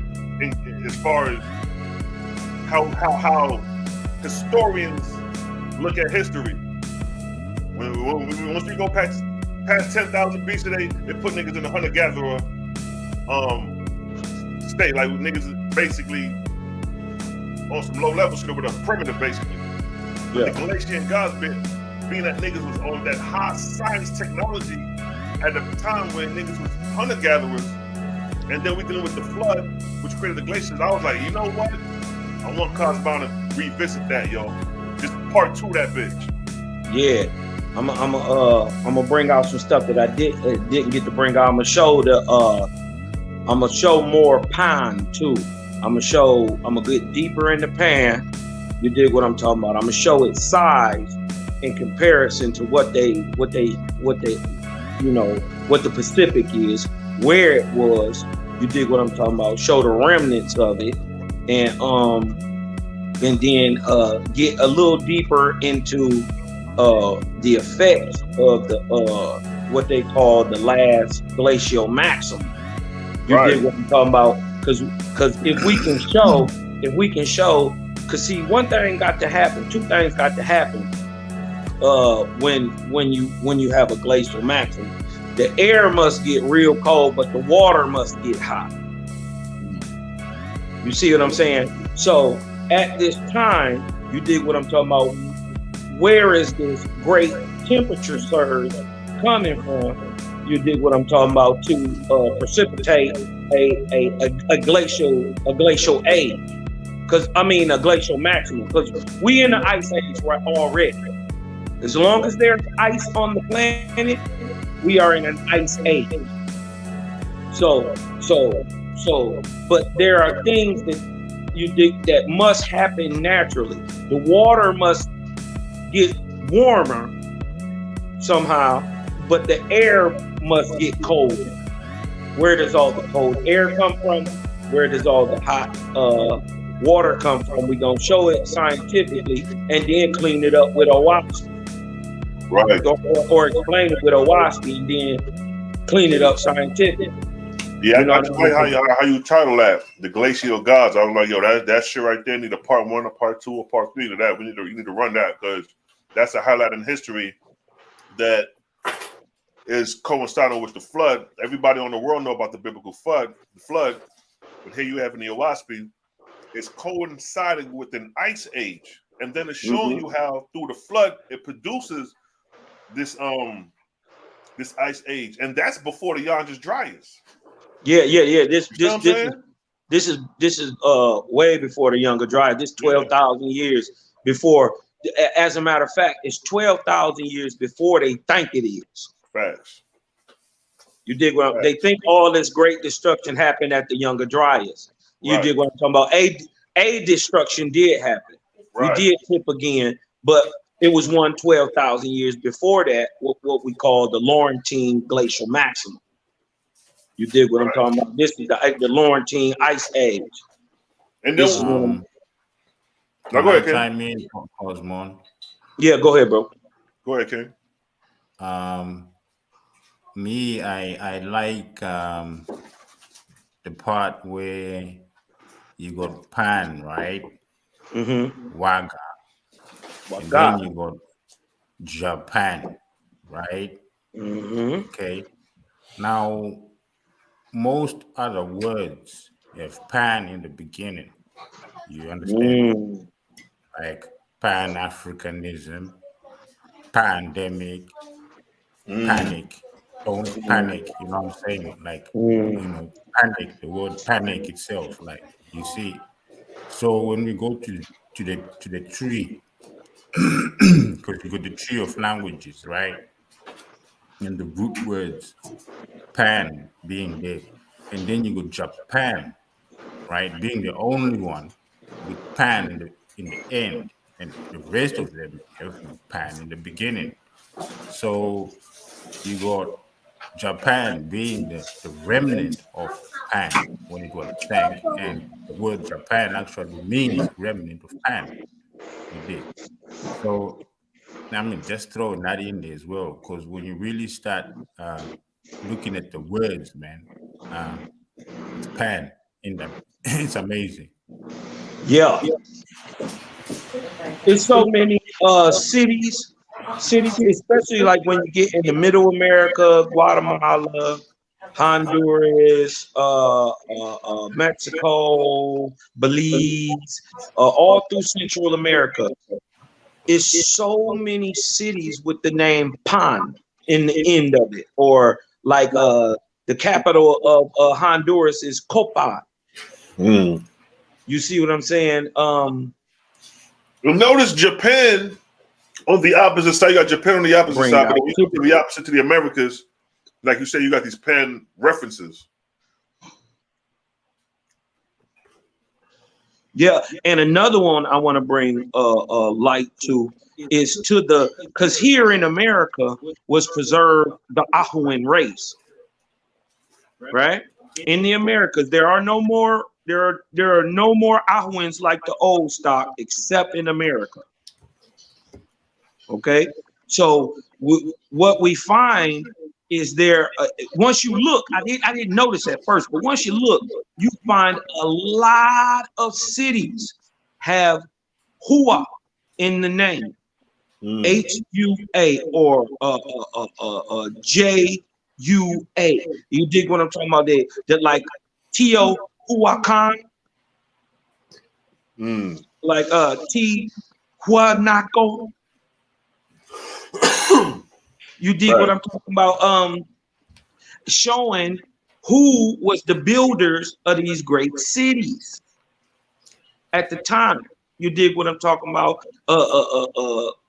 Because even though the words have been anglicized, they still got spiritual remnant meanings.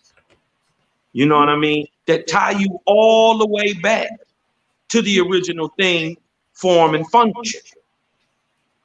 You see what I'm saying? In the word itself. Right. So when you go back to you and you look at who was at Teotihuacan, and we see these black folks, these copper-colored people. Let's pull up the images.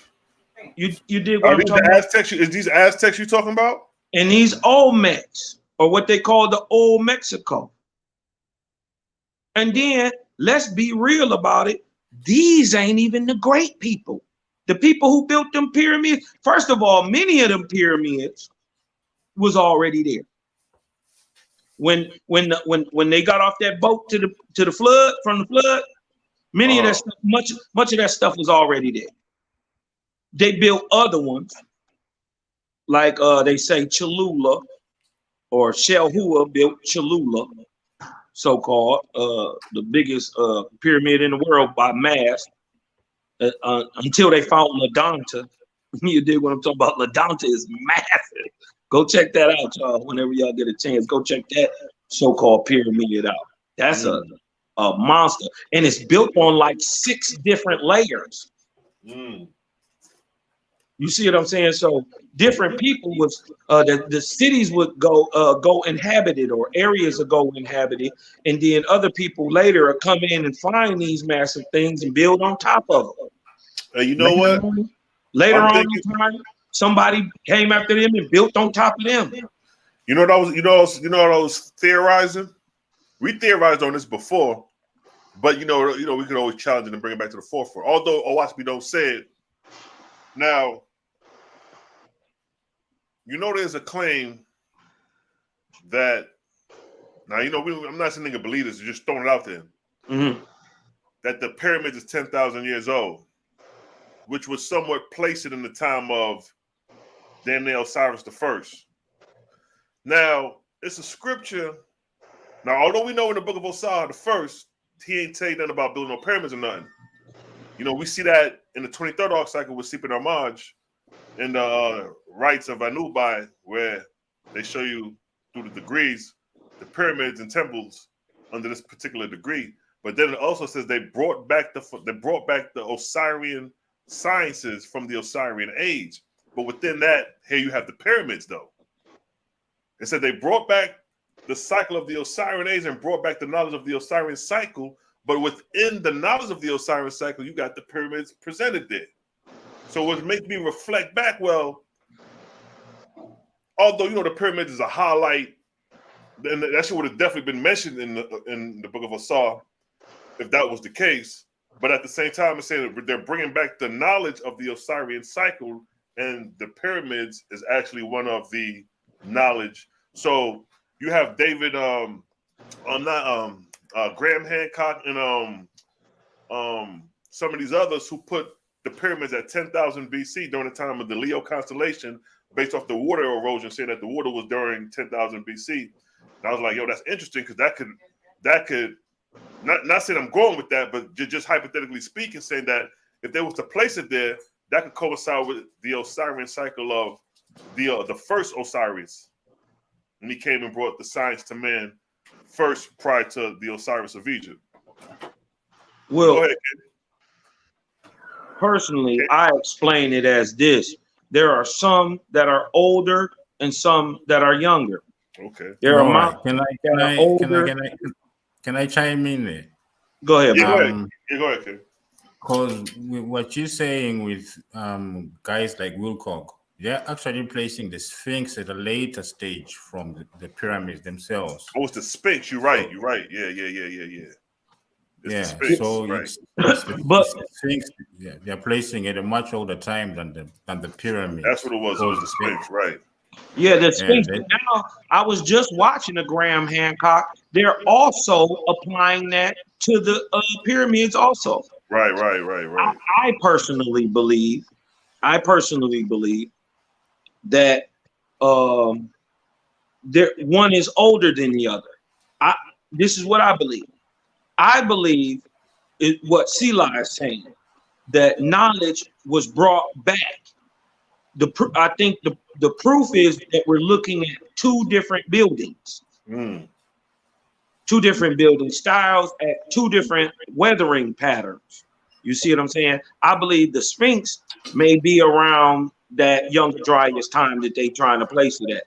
But I also believe that the pyramids was built when they were. But see, at the same time, Cosmo, consider this. But see that's the excuse me, my bad. But let me get this out. Go ahead, Ken. What I'm saying is the proof of what you're saying that it is most likely true is because in that same great energy point, what we call a city, you dig what I'm talking about? We find these four great massive building blocks. One I believe is from the time of Osir, and the proof of that is the pyramids. Right. That they brought that knowledge back with them. Right. You dig what I'm talking about? And if you go 6,000 years, right? From that time, you dig what I'm talking about, which is 2 arc cycles. You see what I'm saying? You right halfway in the time between from the flood. You see what I'm saying? So you be right in the time of Osir. You see what I'm saying? So you be in Osir. So and then let's not act like he wasn't building these big old massive buildings during this time. You talking about Osar the first or the Osar of Egypt? Listen, if you go, there's a picture in Owaspie of a big massive building built out of skulls. Oh yeah. That shit's crazy. Understand that these people were, first of all, they were huge. The old school Ahuan, the old school Angui, the tall nigga who was regularly 7, 8 feet tall, he was on the earth at the time. Dig what I'm talking about? And was still dominant. You know what I mean? That Ahuan type, he was still on the planet. At this time, at this time, it's the Gan and the Angui. You dig what I'm talking about? That's why when you look back in history, you see, especially when they come to America, they talk about Tuscaloosa, which means giant black warrior. These people were still over here. They were still in the world. Big old men. You know what I mean? Even so, I'm finding out even down to like Richard the Lionheart's time, which is like 500, 800 AD. These people were still, because they say not Richard the Lionheart, Charlemagne. They say Charlemagne was 8 feet tall. Shit, don't get a start on Zarathustra. What? Listen, on 3 niggas standing on their shoulders, and that's Zarathustra height right there. Listen, if you they say Zarathustra was the height of 3 men. So even if you put him at the average man at that time, let's just say he's 5 foot, right? I just say 5 foot alone. That's 15 feet. That's 15 feet. Zarathustra was a monster. And then he got them calling down lightning from heaven. Can you imagine seeing a 15-foot nigga calling down lightning from heaven? Man, niggas would be goddamn breaking north, south, east, and west trying to get away from that nigga. Look, a hero. That nigga just run up on you and just scoop your ass up and shit. A hero Mazda rolling with him, though. True God rolling with him. That's what I'm That's saying. the homie. That's the homie rolling with him. You dig what I'm talking about? He ain't got no issues. And then he went and got that learning. Remember, he stayed a while and grew up with the Ions. Can you imagine a 15-foot nigga around a 3-foot motherfucker? How that would look? Like, you gotta be kidding me. This is the truth? Like, what the fuck going on here? This some old Dungeons and Dragons, some old motherfucking Harry Potter, Legends, Lords of the Ring type shit. It's something to it, bro. They don't come up with this stuff from nowhere. They're not even that smart. These people not that smart, bro. This stuff come from somewhere. You know what I mean? What's good, Freebone? Talk to us. You muted. Well, man, I'm just loving it, you know. You guys, you know, like, you're my favorite, you know. There's this lady I'm not watching also. She's reading the OSP for herself, like from start to finish. So, you know, it's just cool, man, because, like, I've set us alone. Like, you can see from the video I've been playing and watching you from ages, bro. You know what I'm saying? I've watched most of your stuff, most of it, like 99.9% of it. Oh, that's what's up, bro. As well. I've watched 100% of your stuff. You just come out right now. What you saying? You've been in it 10 years, bro. Where's the receipts? You need more content on your channel, bro. Definitely. Because when you go set us alone, you got like 2 channels, bro. You know, a lot of content. So bro, hold that door right quick. Let me close the door. All right.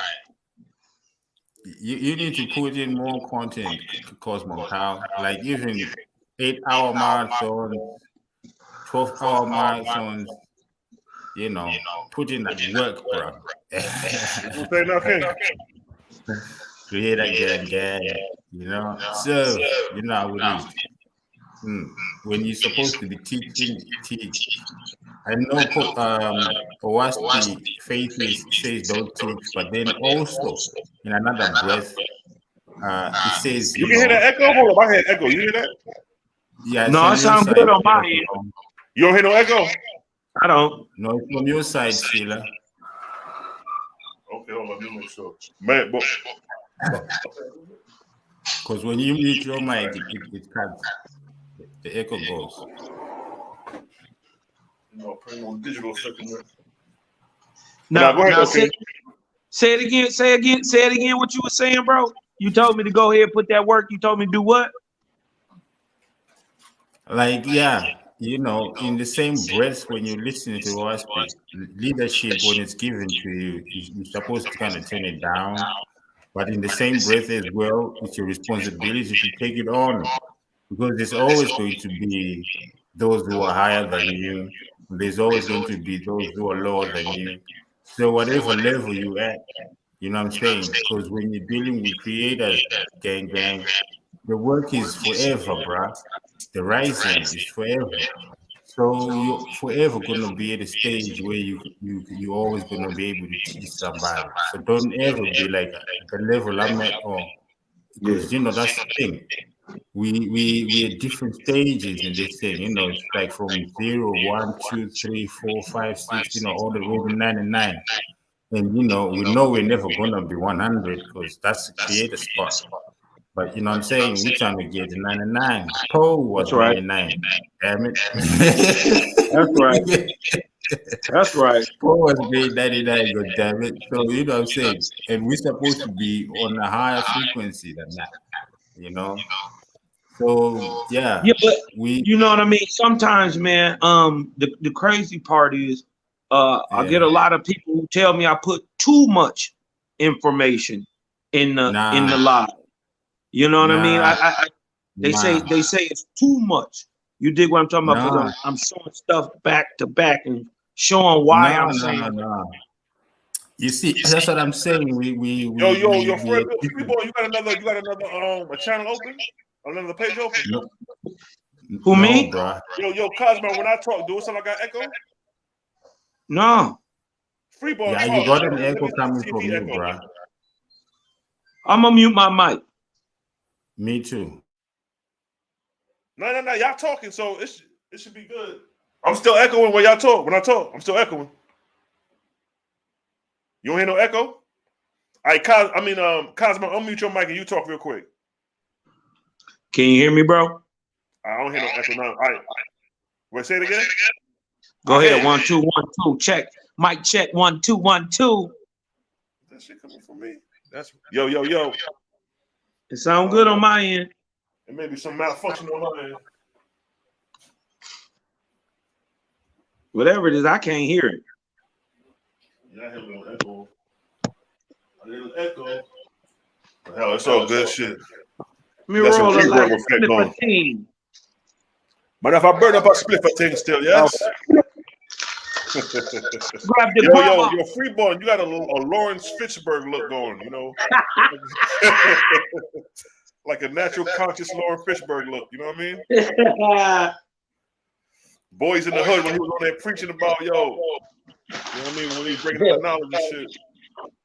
He said, why you think we got he said, for the same reason we got a church and a liquor store on every corner.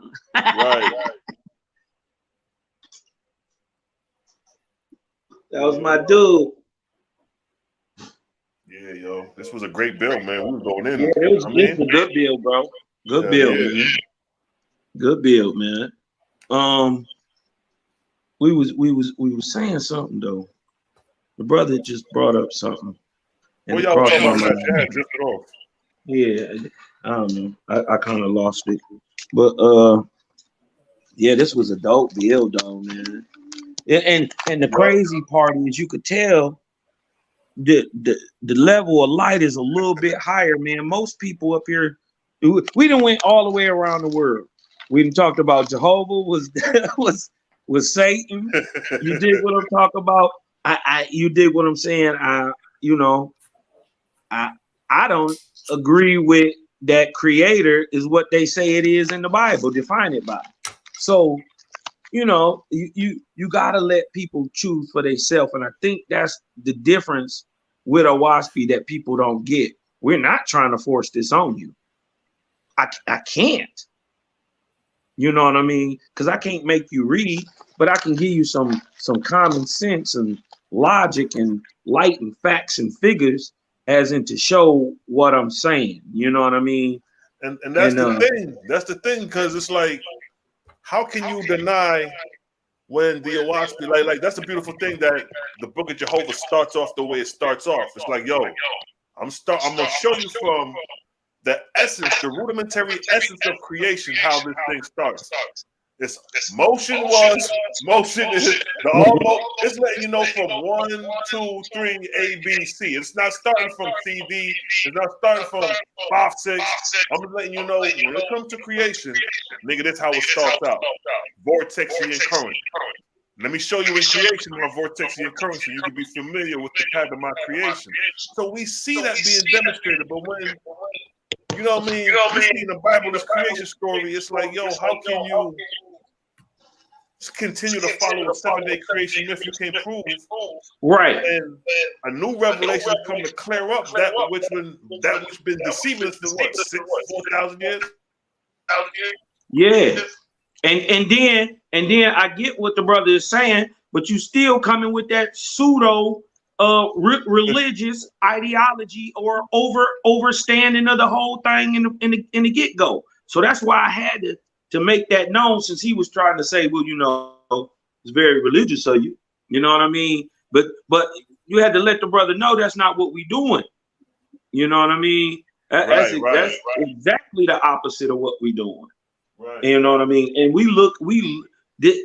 the brother Daryl said something today, and I had to agree with him. He said that a faithist equals a realist.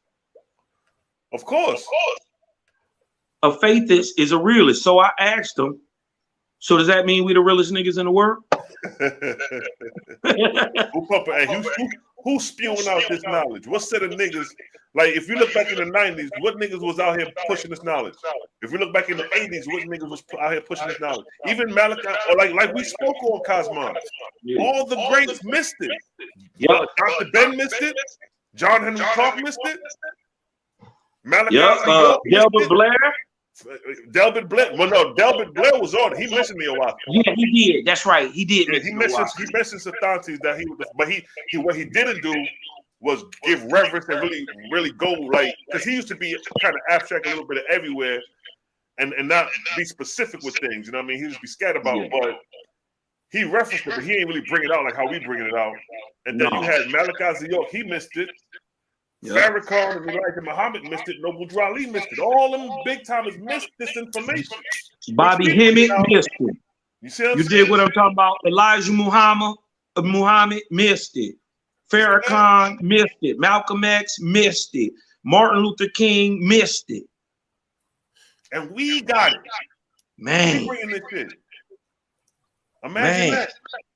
So the seeds we plant gonna turn into trees in a minute. They gonna be like, yo, them Creator Gang boys, those were the ones who were speaking this information. And it was we copper colored. All of us on here copper colored. Yep. Hold up. We them boys.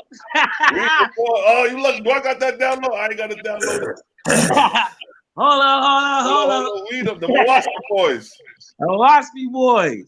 I got that in my email, but yeah, though, ain't nobody bringing this, and we already tested it. We went to the like Sanetta say, HOK the hardest environment to be tested. We brought it there.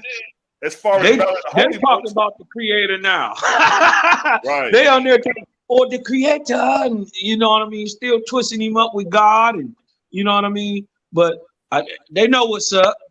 You know what I mean. You know, Cosmon ain't hard to find. Right. Y'all know what it is. We can always have a conversation. Yeah, that's why I stick to their fucking gods, because they gods got them behaving and believing what they believe. They hate Esau because they God told them to hate Esau. They think the Canaanite is cursed because goddamn Noah had a dream about goddamn whatever the hell he had going on. He woke up. And then the crazy thing about the curse of Canaan is that Noah said that shit. God ain't say that. Right. Noah said it. So how now Noah's word is the authority?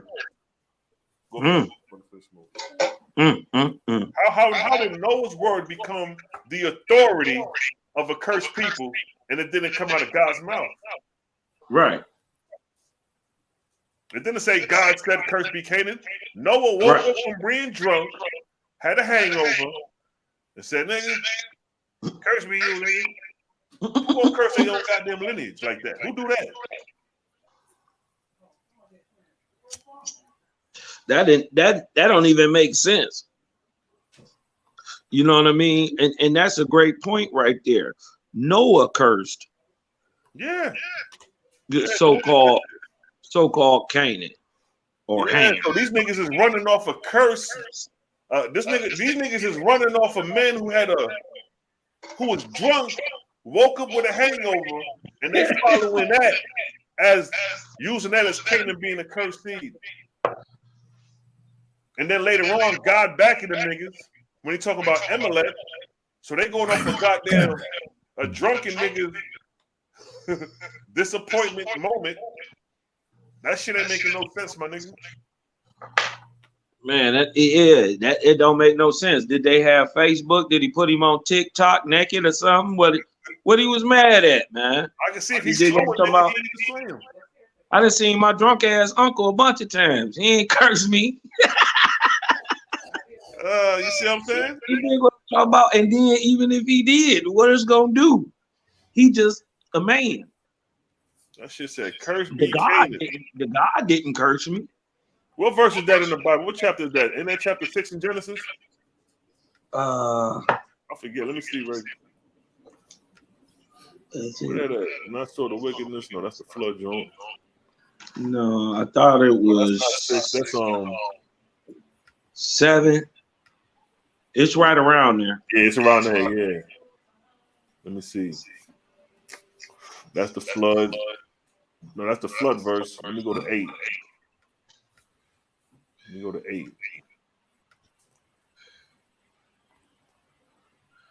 Anybody in the chat got the verse when Noah curse be Canaan?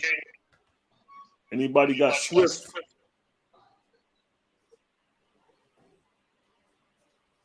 I don't even remember what that verse is. I think this is it right here. I mean, this chapter. Let me see. All right. Yeah, here you go. I got it. This shit crazy as hell, yo. Let me share my screen. All right, so check this. This Genesis, it's in Genesis 9. These are the three sons of Noah, and of them was the whole earth overspread. And Noah began to be a husbandman, and he planted a vineyard. And he drank of the wine and was drunk. So we got this nigga drunk, and the nigga was so drunk he naked. He was uncovered within his tent. So he got so drunk. So just imagine you seen a drunk and just laid out drunk. Yeah. And Ham, the father of Canaan, this nigga ain't even born yet, saw the nakedness of his father and told his two brothers without. And Shem and Japheth took a garment and laid it upon both their shoulders and went backward and covered the nakedness of their father.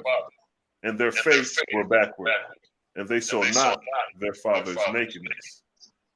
Now, Noah awoke from his wine and knew what his younger son had done to him. Now, what the younger son is stating right here what he did. Ham saw his father nakedness. That's what it said. It saw. It didn't say he touched his father. It didn't say he molested his father. Hey, turn the see what the Hebrew word is for that. For what's that? What's come out? For nakedness? For stall. Oh, okay. All right, good one. What is saw? What is Pina? It may say Pina. Pina, some shit like that. Nothing they got to do with seeing or something. Let me see. Ra. A primitive root word. It means to what? Look. Shoe. Appear. Show. To see. Perceive vision. So that shit ain't making no sense. He just saw his father naked. And then the nigga woke up and got cursed. Hold on, let me take the straw from corners off. That should throw me off sometimes. So and look, they just now go ahead, Ken. And you did what I'm talking about. How do Africa got the oldest people if they say that Ham is the youngest? Right, that don't even make no sense. That don't make sense. And where these niggas is at right now? Right. They're supposed to be in Turkey or something. They all in Turkey. Awoke from his wine. What you say? niggas in Turkey. Hey, you got Ham in Turkey, and that's just Noah awoke from his swine and knew what his younger son had done unto him, which we just read. What he done is just he ain't do shit. He just saw his father naked. My question is, you just woke up drunk though. How you know what went on? You were so drunk, you was blacked out naked. How you knew what went on? What happened? What is the Bible trying to allude that happened at this point? Exactly. What nigga you know woke up? Where in the history of niggadism a nigga woke up and knew what a nigga done to him? Who do that? Oh, you know, that sounds like meeting Bubba in the jailhouse or something. You dig what I'm talking about? You know what I mean? Well, that's like, you know, when somebody's sleeping and you know when somebody's sleeping and you picking with them, you may grab their eyelash or, you know, put something on their face. They don't know you doing that when they sleep. Right. A nigga ain't gonna wake up and say, yeah, nigga, I know you did that to my eyebrow, nigga. Niggas ain't doing that. He was blackout drunk. What did you know? What happened? You instantly knew what his son had did to him. Okay. Not only that being stupid, it's when he woke up, he said, curse be Canaan. He ain't cursed him. He cursed his goddamn son that ain't even born yet. And he already gave the nigga a name. You gonna have a son named Canaan, nigga, he gonna be cursed. Who do that? Yeah. And then why would Ham name his son Canaan then if he knew he already had a curse already on him? Why would you then go and name him? the cursed That child. nigga everything but Canaan. So that shit right there ain't making no sense. But saying Right, saying yeah, because it don't say that. Now go ahead, Ken. No, because it don't say that the children of Ham and Shem and Japheth were alive yet. It doesn't mention that their sons are even alive. I said that's a great point, because it doesn't mention that the children of Ham, Shem, and Japheth are alive yet. So Exactly. how can you curse somebody who ain't even been born yet? Exactly. That's how crucial the niggas. Like, who do that? Think about it in real time. Your son see you naked and you goddamn tell him, curse be your goddamn son. He gonna be a servant of a servant to your other brother. Who talk like that?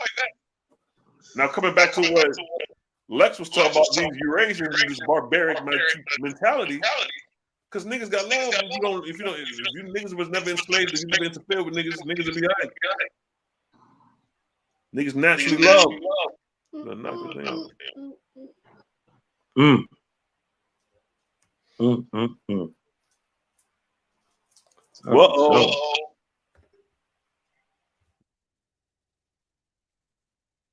But yeah, man. You've been on here for a minute, yo. Yeah, we've been chopping it heavy. I done froze up. No, I can hear you.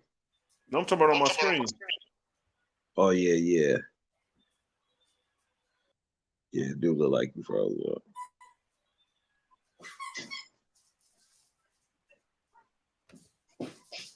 Love don't live there anymore. Heard that shit in the background playing. All right. Well, you know what, man? I'm gonna go ahead and close it out, King. For sure. So we're gonna close it out. It was a great build. The topic was Yahweh/Jehovah Satan. Brothers came on and dropped their knowledge based on the topic. You know what I mean? Shout out to the God Vortex and the God Father Hasatan came through. Bless the platform. Shout out to Freeborn came through. Drop some knowledge, and of course, Cosmo Cal in the Billy. You know what I mean? Yeah, go on, hit that Cosmon Cal TV site. You dig what I'm talking about? That's KOSMONCAL TV on YouTube, man. Sub, like, share, man. Support the channel. Already. And Freeborn, you can sign out. You know what I mean? Salute to the people. Peace, fam. Breathe in. Let the light in. Cosmon.